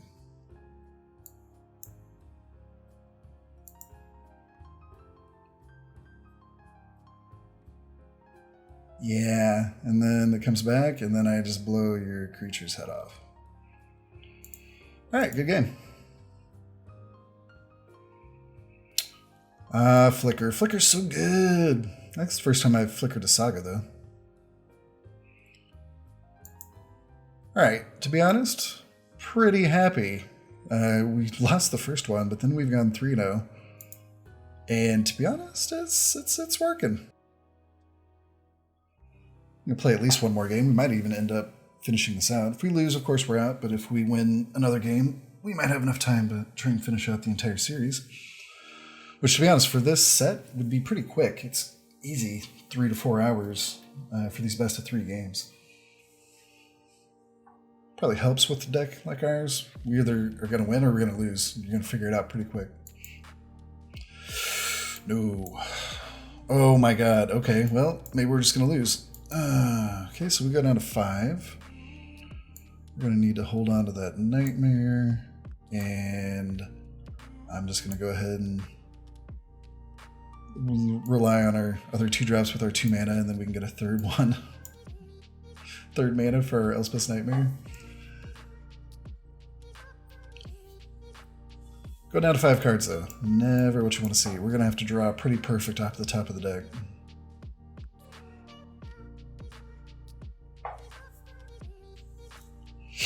Alright, that doesn't hurt.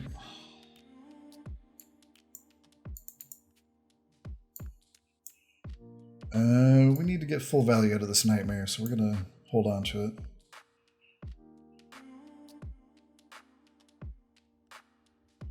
There we go.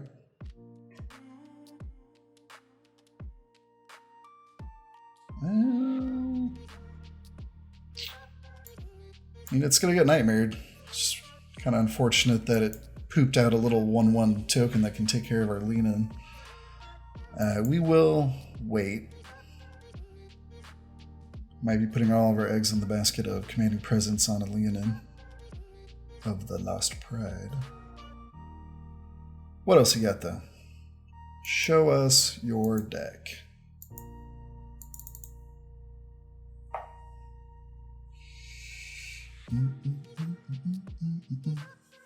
So many options. So much room for activities, opponent.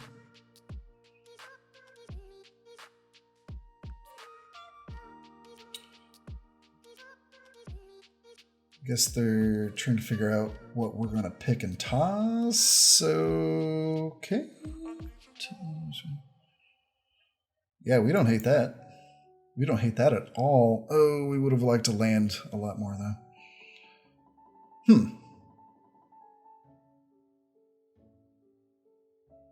Interesting they went for that. I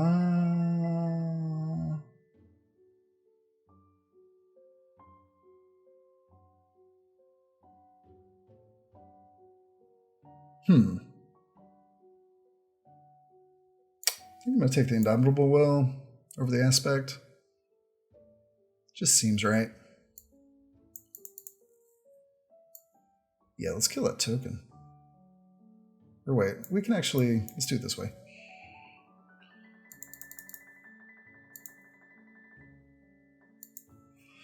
We can still block the token, or rather, if they really want to, they can, oh, never mind, I can't count. Alright, we're going to take 3 damage is what I meant to say. And he's going to put down a Minotaur. Yes. And we're going to regret not being able to count that well.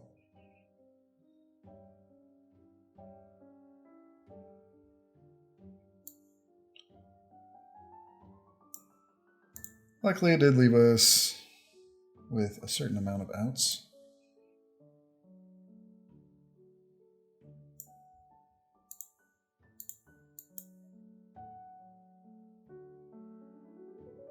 Okay.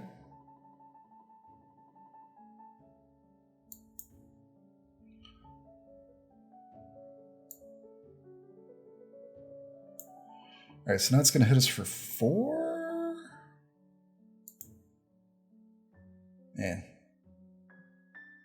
And we left at the first strike capability. Yikes. Let it go. I mean, we started this 2 cards down, so...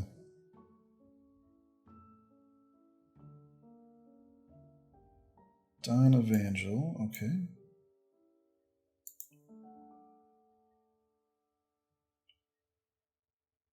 Man, could use that flickered last turn. We are not going to stop swinging.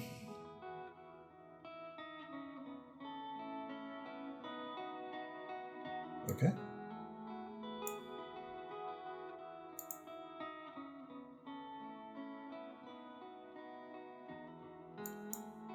Flicker the token.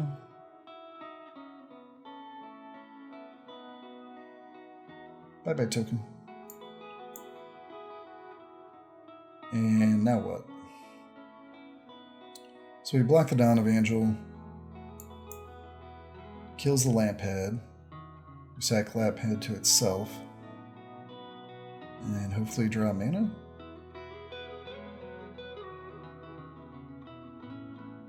They're stuck on white mana slightly. That's probably where he's going to go, though. So go for it. Surely.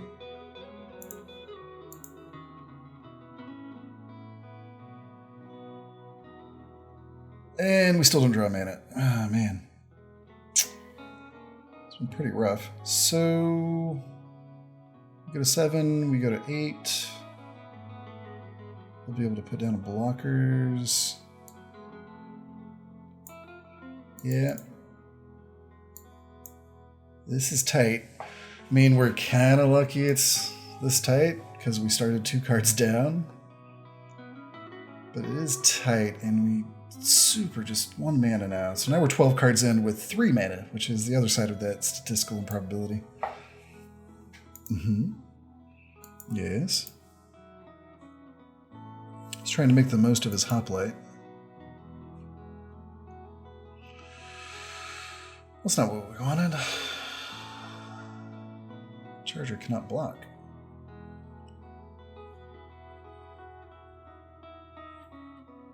So we put down Charger, he can attack with both.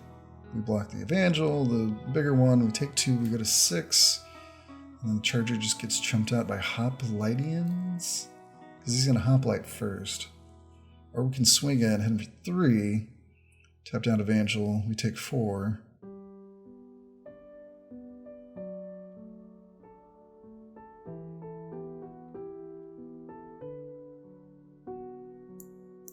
I think we gotta go quote-unquote slow.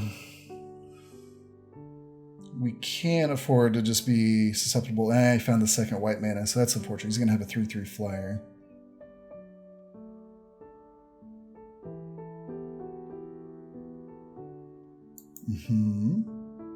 Okay, so it goes for it. Actually makes his stuff more expensive. All of his devotion to white stuff less good, but whatever.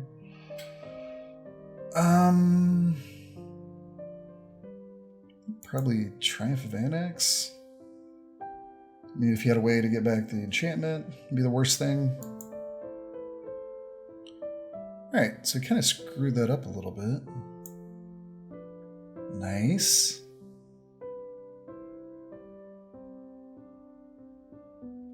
I think we still just tap him down, though, and hit him for 3. We got a 4, we got a 4.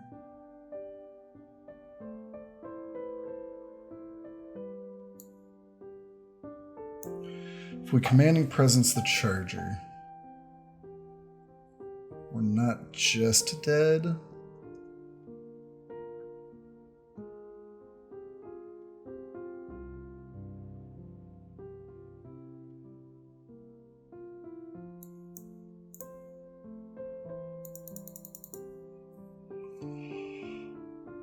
So we'll take a chump, gladly.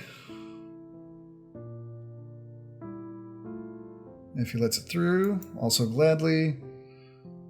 That is going to give us a little blocker. Now, he's going to make a lot more little blockers, but we have ways to deal with his flyer. 4, okay. So that still might just overwhelm us. Kind of need to go runner mana, because we can drag and liar.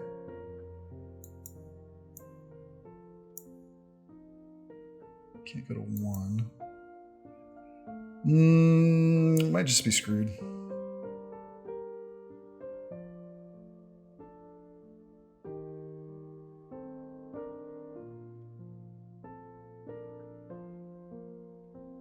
So blow him up. We're just too short on mana. Alright. Yeah, not sure what else we could have done there.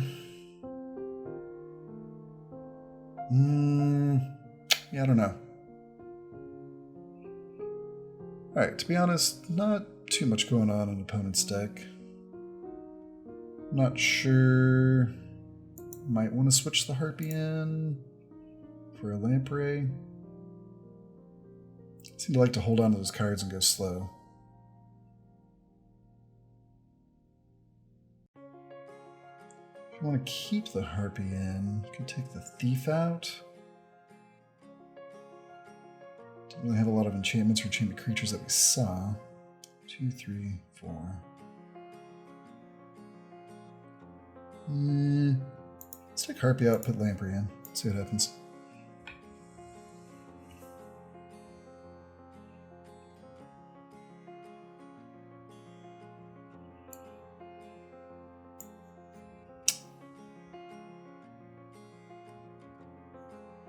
Okay. Hateful Eidolon aside, I don't think we can keep this one. 4-drop, 4-drop. If we don't pull, even if we pull a third mana, what are we really looking at? Alright. Less exciting, but perfectly fine. I think Omen to the bottom, we just want action. Let's see what we get. Alright, Elspeth. Definitely welcome. Still a mana short on both those, but we'll take it. There's the mana. Good, good, good. Alright, pretty decent little aggro start. We're going to be able to Elspeth pump if we want.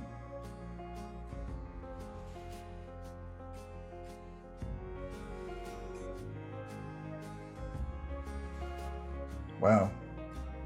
You better put down something. Alright, there's a blocker.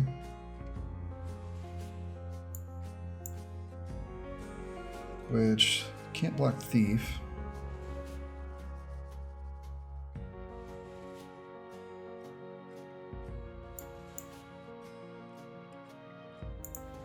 Keep getting in.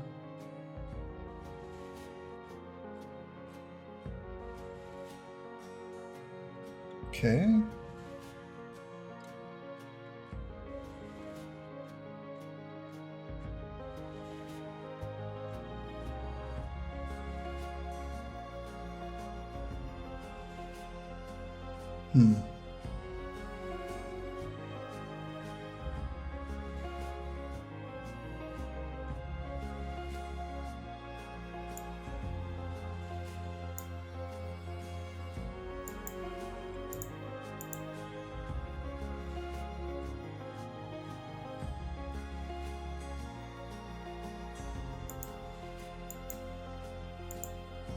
Pretty much indomitable will. The Thief. Oh. Or just you. Okay. Makes a really good attacker. So I'm into it. And also gives something for Hateful Eidolon to do. Alright, they're panic flooding the board. Oh man. One more mana. Let's just try and drive the point home here. That they are going to die. 3, 4. Let's go wide.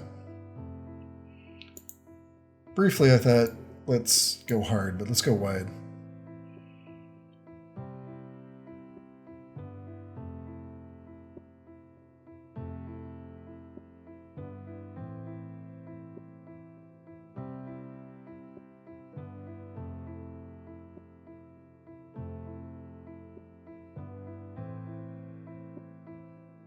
Okay. Sure, double strike it up. Nah. Thank you, though.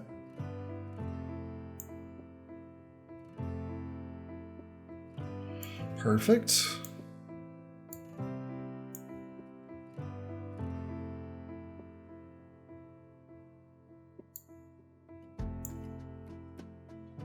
Kill that guy.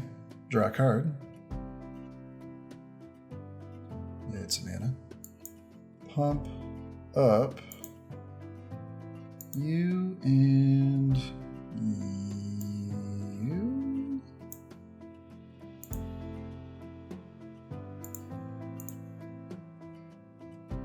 Yeah, like that. How do you feel about this? All right, good game, good game, good game.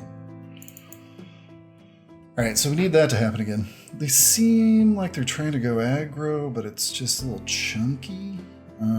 They will be on the play.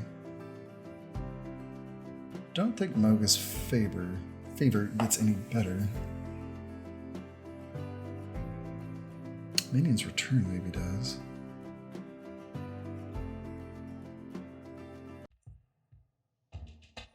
I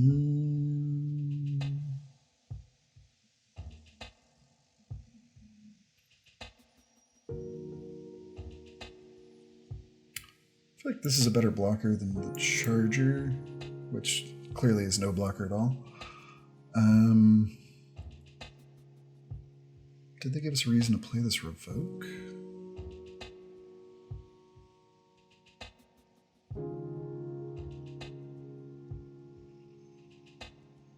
Actually, over the Omen for this one, I'm going to bring in Minions Return. I feel like trading the creatures and just grinding them out of their own little tiny creatures is going to be how we get our edge.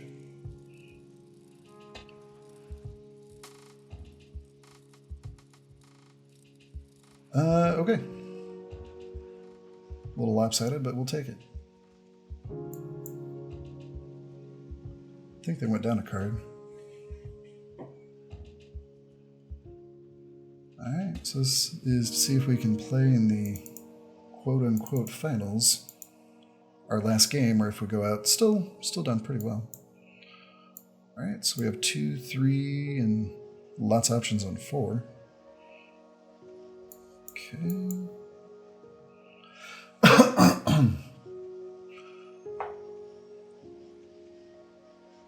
Need a little help with some swamps. Thank you. So, do I want to trade with an Evangel?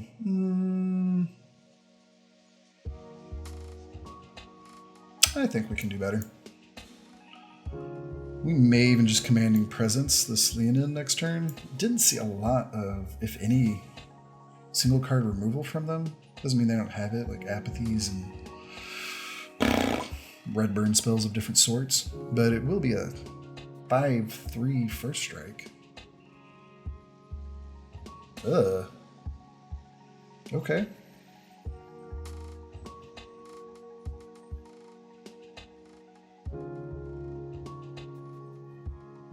If they don't tap any mana, then I think we just Elspeth and start going white again. Okay.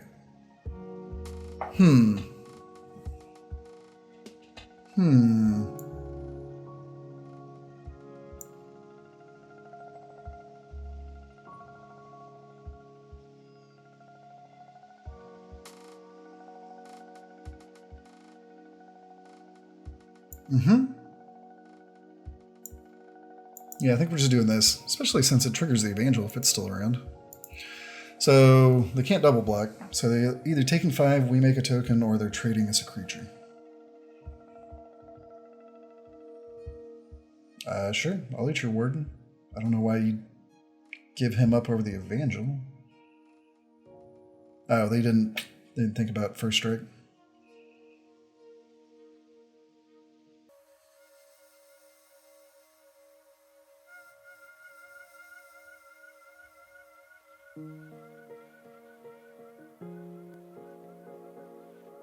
Okay, tricky.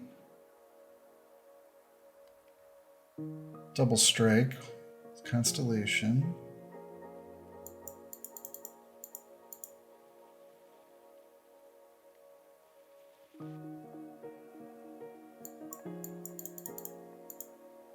And Sentinel's Eyes. Ah, okay. No, you can have 3. Go for it. They are out of cards, which is nice. And we just need a little more mana, like usual. So we can pop in. He still has the same take 5, give us 1, or trade us a creature. And then we can figure out what we want to do from there. Probably still just Elspeth.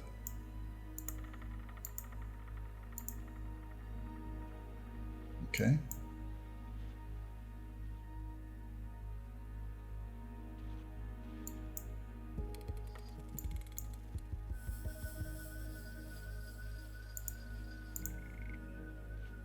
And feel pretty good about our position, just because they are, for all intents and purposes, seems like they're out of cards.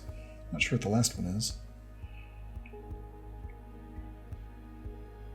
They have their Labyrinth mana up. Oh, that's what that one is. Okay.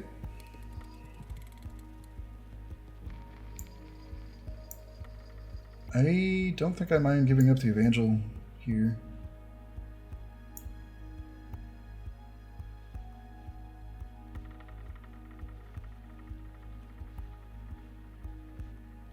Yeah, I'm fine with that.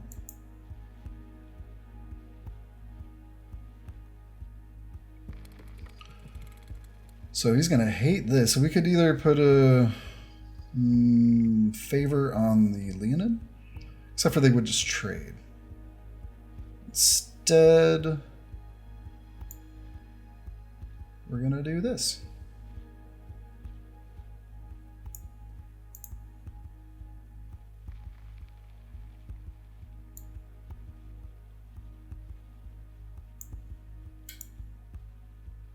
And we're going to wait. We're just going to go ahead and do one of those.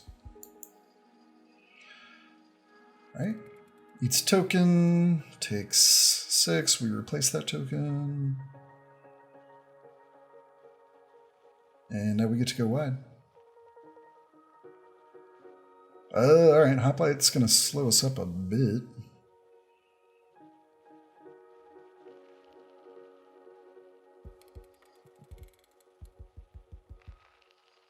Yeah, we'll still trade token.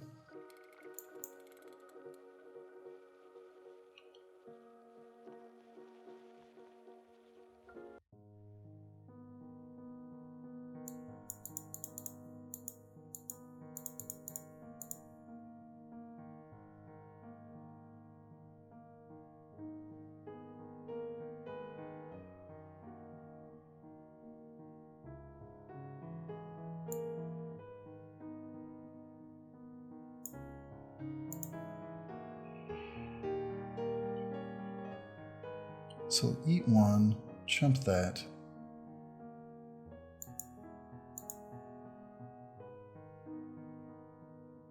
I believe we still pressure them.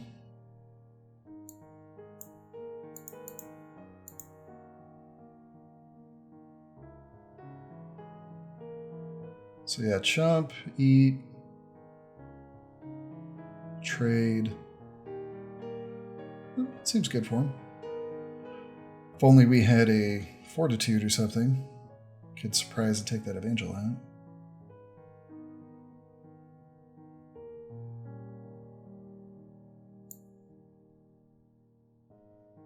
Okay.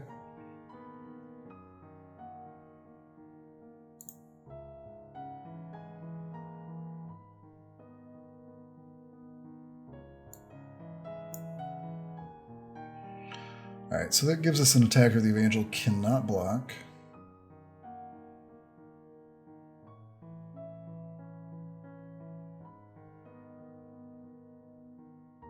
They do get to do this to us now, though. And this is pretty tight. Another Evangel. All the Evangels. Alright, this I like a little more.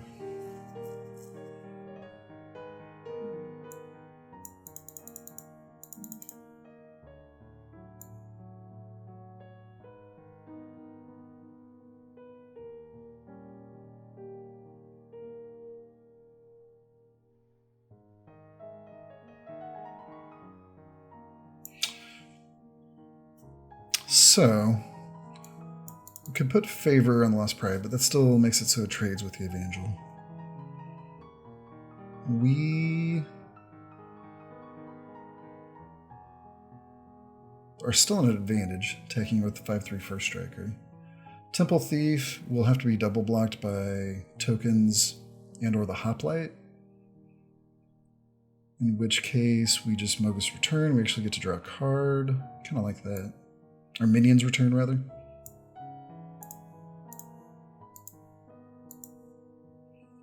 See how he wants to do it.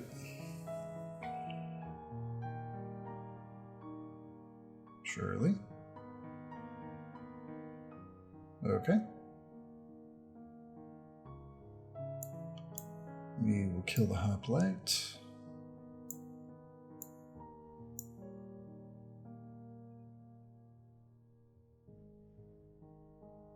Make 2 tokens for us? Nah.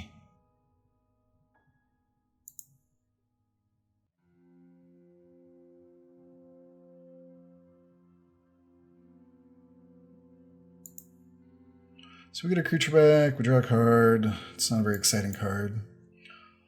You feed the graveyard a little. This needs 4... Yes, 4 other cards. Yeah.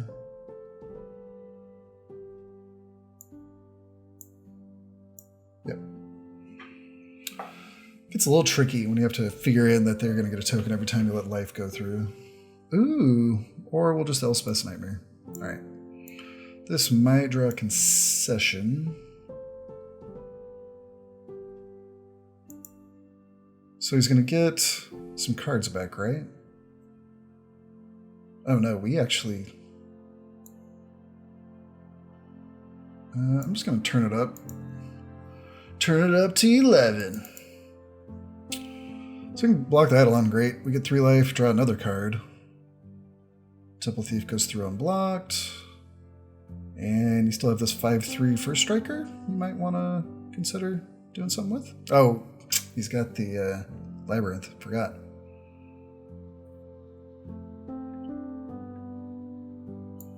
Alright, worked out pretty good. So now we can get Elspeth back, and I think we're rolling.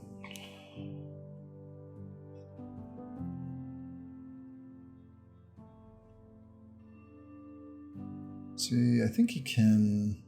Yeah, he can do Sentinel's Eyes and still have a mana for the Labyrinth. But Temple Thief does get to get through, which ain't too shabby.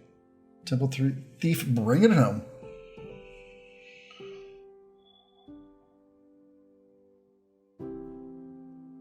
And we get to look at his hand, so I'm not sure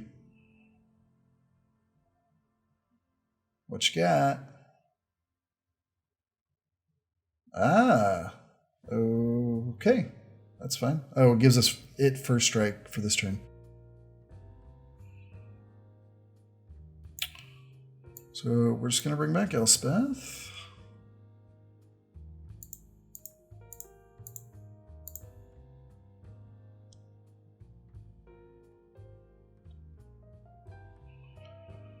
We are going to pump up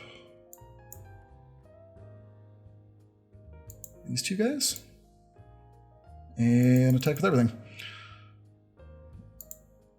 Should be game, right? You have no other tricks? Good game.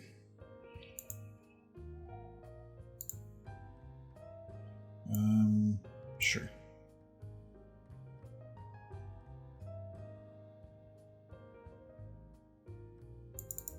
All right, we did it. Just treading on the power of Elspeth and Elspeth's Nightmare. But yeah, we've actually been able to grind it all the way out. All right, so let's finish up and see if we can pull the old lose the first one, win the next 5. I mean, I think, what, 2 of those matches went to 3 games? Pretty much overperformed as far as I'm concerned, but, you know, just got to get every last juicy drop of value out of our cards. Well, opponent goes first, so hopefully this doesn't hurt. Okay. Well, I think we just keep all of our removal. We could hedge our bet and get rid of the Revoke Existence. Trancing Wire does hold down the fort pretty well, repeatably, and then Drag to the Underworld is better. Alright, let's hope we don't regret that. Well, now we regret not putting a land down, but what you can do. Alright, so not too shabby. The fact that this deck usually doesn't run enough artifacts and enchantments for us to care. Okay. I keep seeing this a lot. You shouldn't trade with the Leonin of the Lost Pride if you have, well, unless you just have so many you don't care. Fair enough.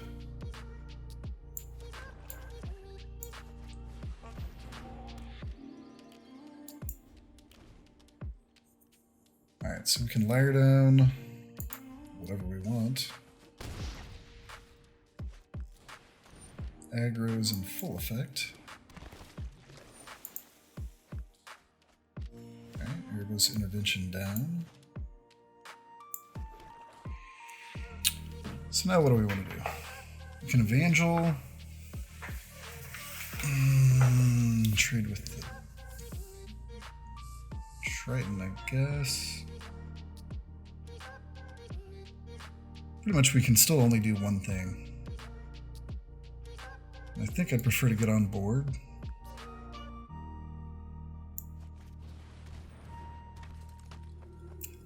It's a little painful, but next turn we can Liar and Indomitable Will, if that so presents itself to us. Okay. Oh, I hate Kirametra's Blessing.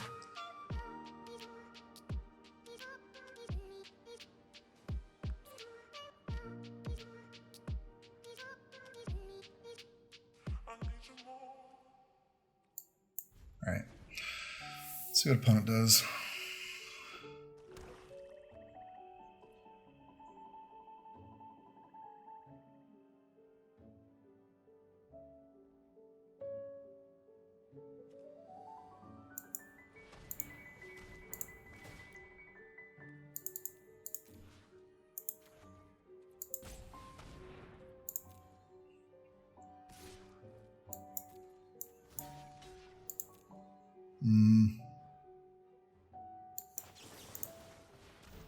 Alright.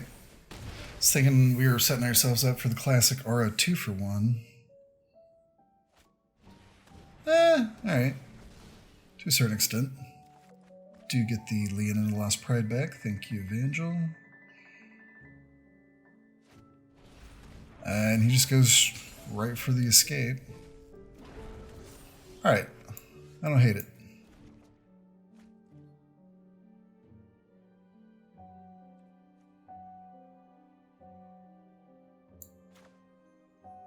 So we're just going to lean in. We'll trade again if he wants. And then we'll have Elspeth to follow up with the Liar still on board.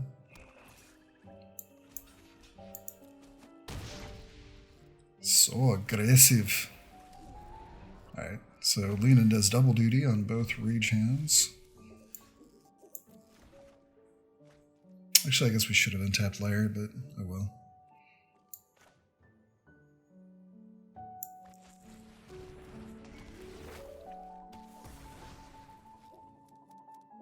And go. We could Omen back Leonin for another Encore, or I guess the Evangel would probably be better. Oh, this guy's real spicy.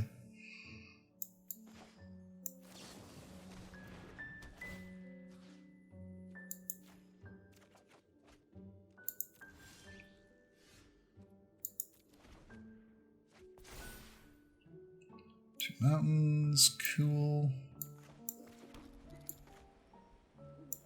Go ahead and mute this guy. Seems to be especially feisty. And go.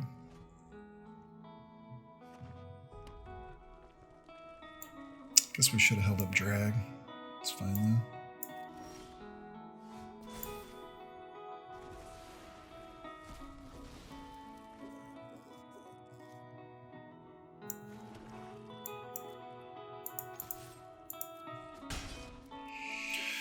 Could Catableep us, but then that leaves us, you know, the Blessing down, Liar, etc.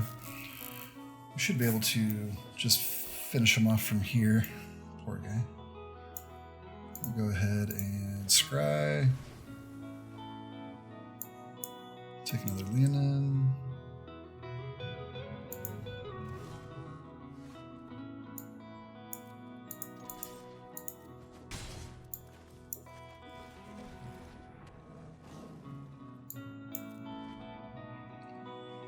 We have all sorts of removal for opponent. We don't have enough there. We'll just tap that down.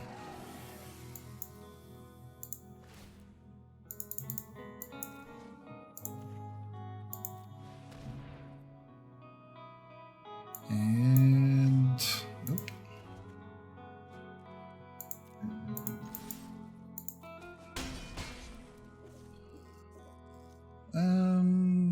Guess we make this a 2-turn clock. That's fine.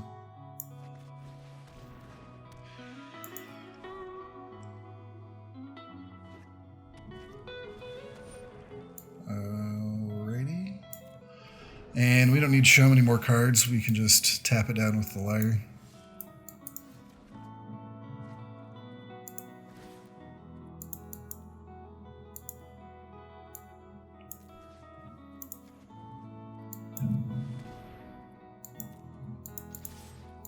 And we'll do the same thing again next turn, and we should be good to go. We don't have to show many more cards at all. Alright, so we got one more.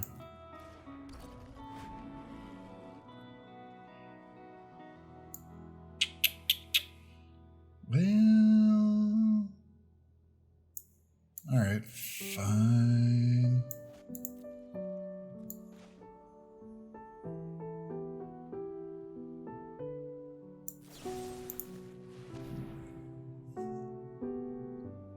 So we can draw a card.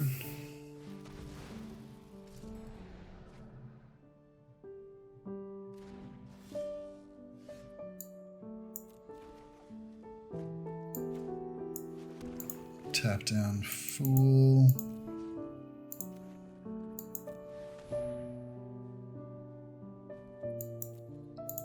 Swing in, and we're good. Alright, so typical black-red recursion. Aggro, hyper aggro, as well as the pilot. Seems pretty aggro themselves. So to that, Mogus's favor can go a long way.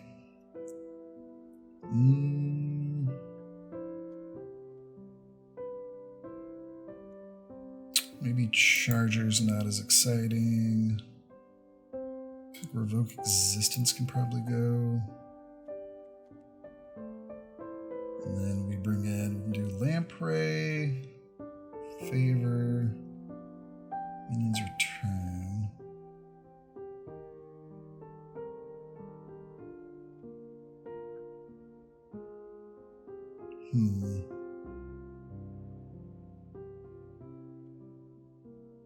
I think Mogus's Favor makes sense. It's often going to be removal. And Soul Reaper trades. Lamprey almost helps him more. Just gonna go for a little higher density of creatures. It's possible. There's a couple different picks there. Yeah, reanimation enchantment. Possibly. Well, that's awful. Didn't we mulligan last time too?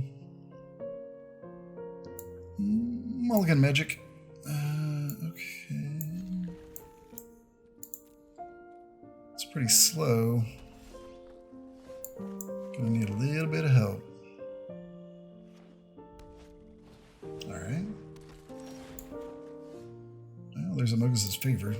Fortunately, do not want to put that on the Oracle.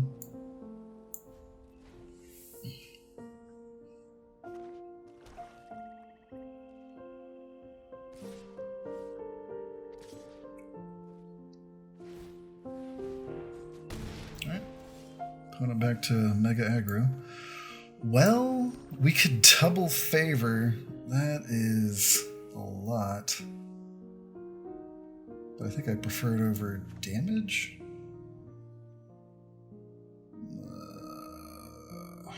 And then what? Pegasus. See if that doesn't get its head blown off. Alright.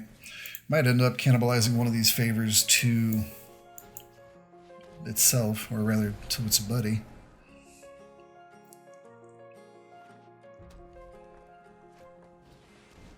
Okay. Don't hate that. Nope, don't do that. Now if this sticks, we could be into something.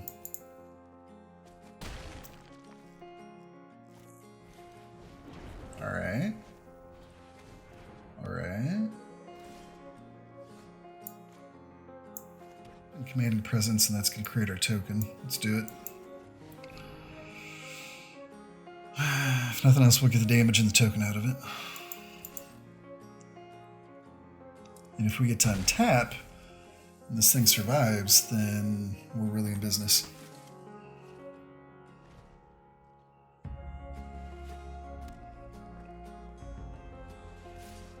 Okay.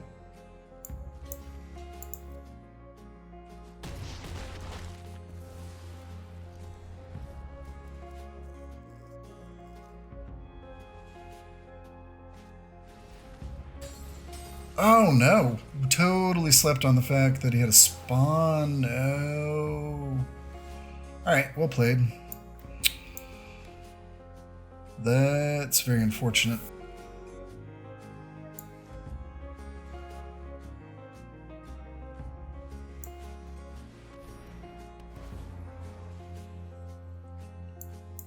Not dead yet. Alright, now we're dead. Crow in War. Very nice. Alright, opponent's got a real deck, for sure. We totally slept on that spawn. I don't know when it went in the graveyard. Oh, it must have been from the Hierophant. Yeah, we didn't double check that. That's our fault.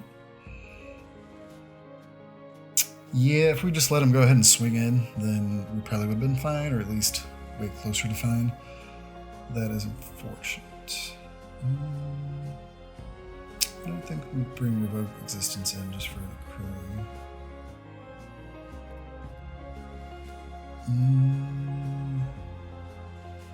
And we have the Graveyard Hate we have. I don't think Minions Return is any better. Honestly, the creature count seemed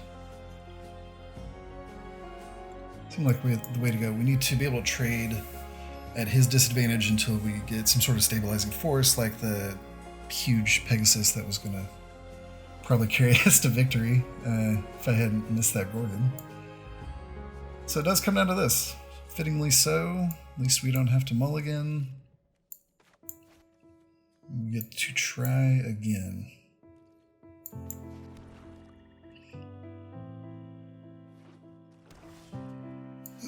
Really wanted a 2-drop there. Okay.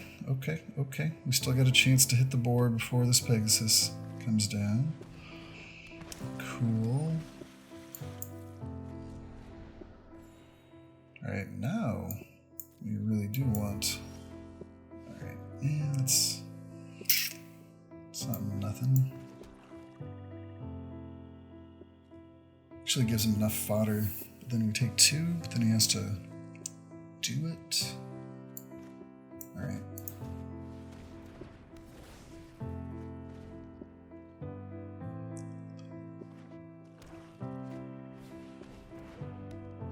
Alright, interesting. Alright, take 2. If this Pegasus doesn't get its head blown off, we might be okay. Perfect. That could not have gone better.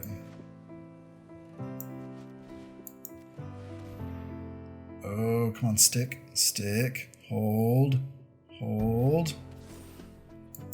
Now we're pretty much... The Carry Metra's Blessing gets us a free pass on whatever the first removal spell is that he comes up with. Okay. You don't have freaking big double, sure. Okay. No Gorgon. None of that nonsense. Oh, he's got a sack effect, though. He's got a sack effect. He's got the whatever, the libation.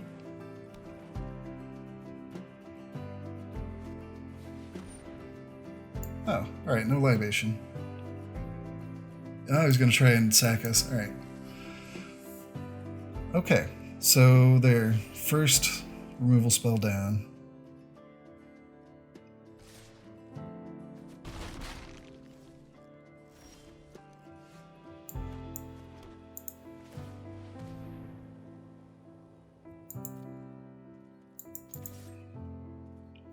Nothing for a second removal spell, but at least we got our swing of 4 life and a token back, so we can't libate us. Need to be very conscientious of keeping the libations open. Or he could just do that. Cool, cool, cool. Alright. We didn't get nothing out of it. Not bad.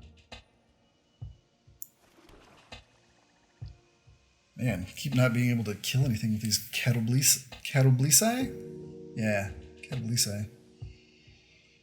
2, 3. It's not enough to attack. This would be a 4/4. It's enough to attack.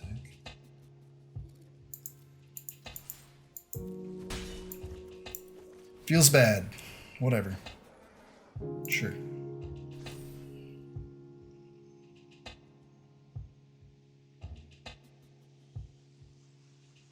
So,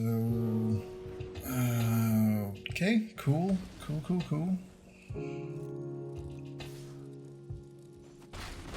Opponents grinding their way back in. I'm surprised they haven't rage hellhounded again.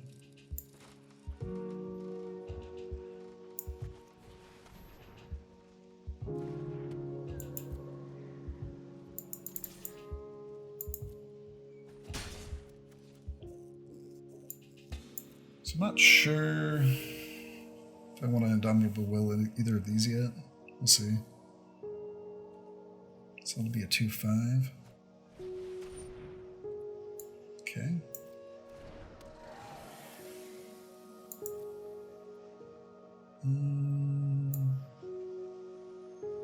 That's fine. Not what we wanted.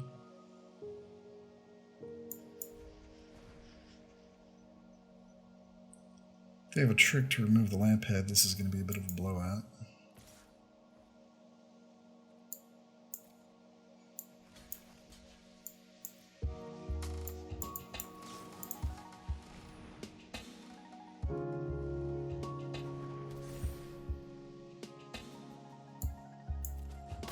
Alright, not so bad.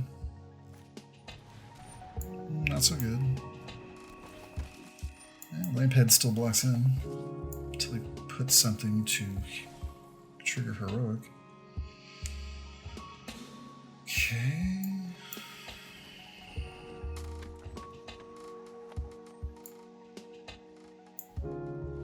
What are we looking for? I guess our Elspeth. Elspeth's Nightmare doesn't do nothing. Come on. That's maybe game. Yeah, that's game. That's just like totally game.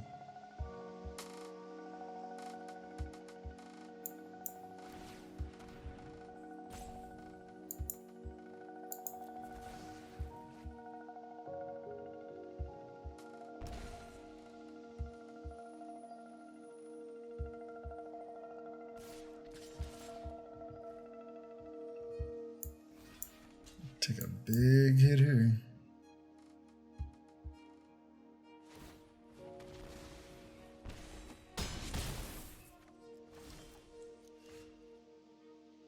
Alright, that's not the worst.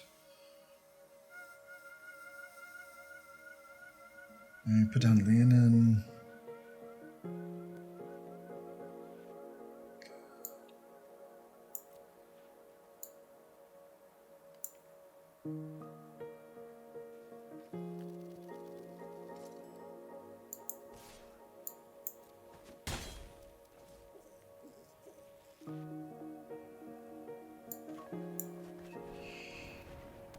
Alright.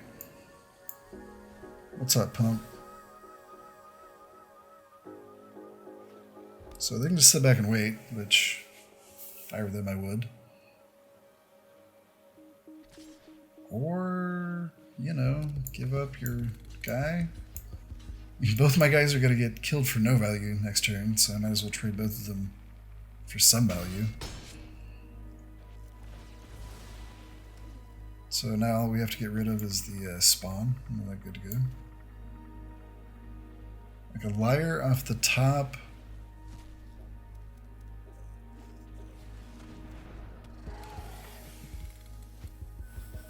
Alright, well, none of that's good. Alright.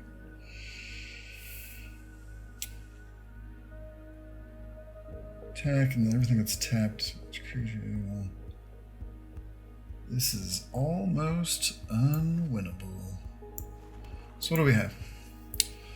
Bring back, nope, because he exiled the Pegasus. So bring back the Blight Breath and kill a Gorgon.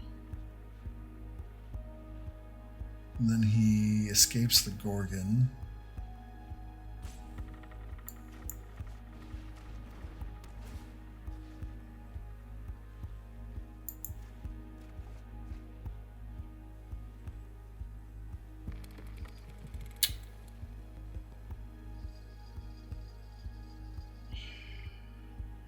Thief is going to have to...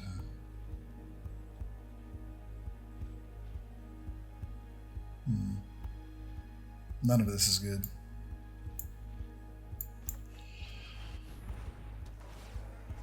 We're just dead, right? I mean, I guess we'll have one more turn. No, because it'll clear everything out. He doesn't even have to bring the Gorgon back. It's 3, 6...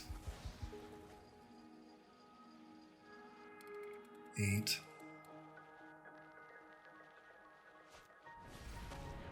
Yeah.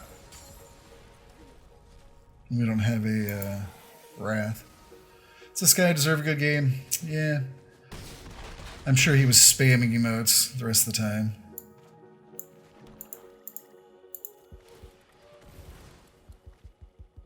Oh, there's Elspeth.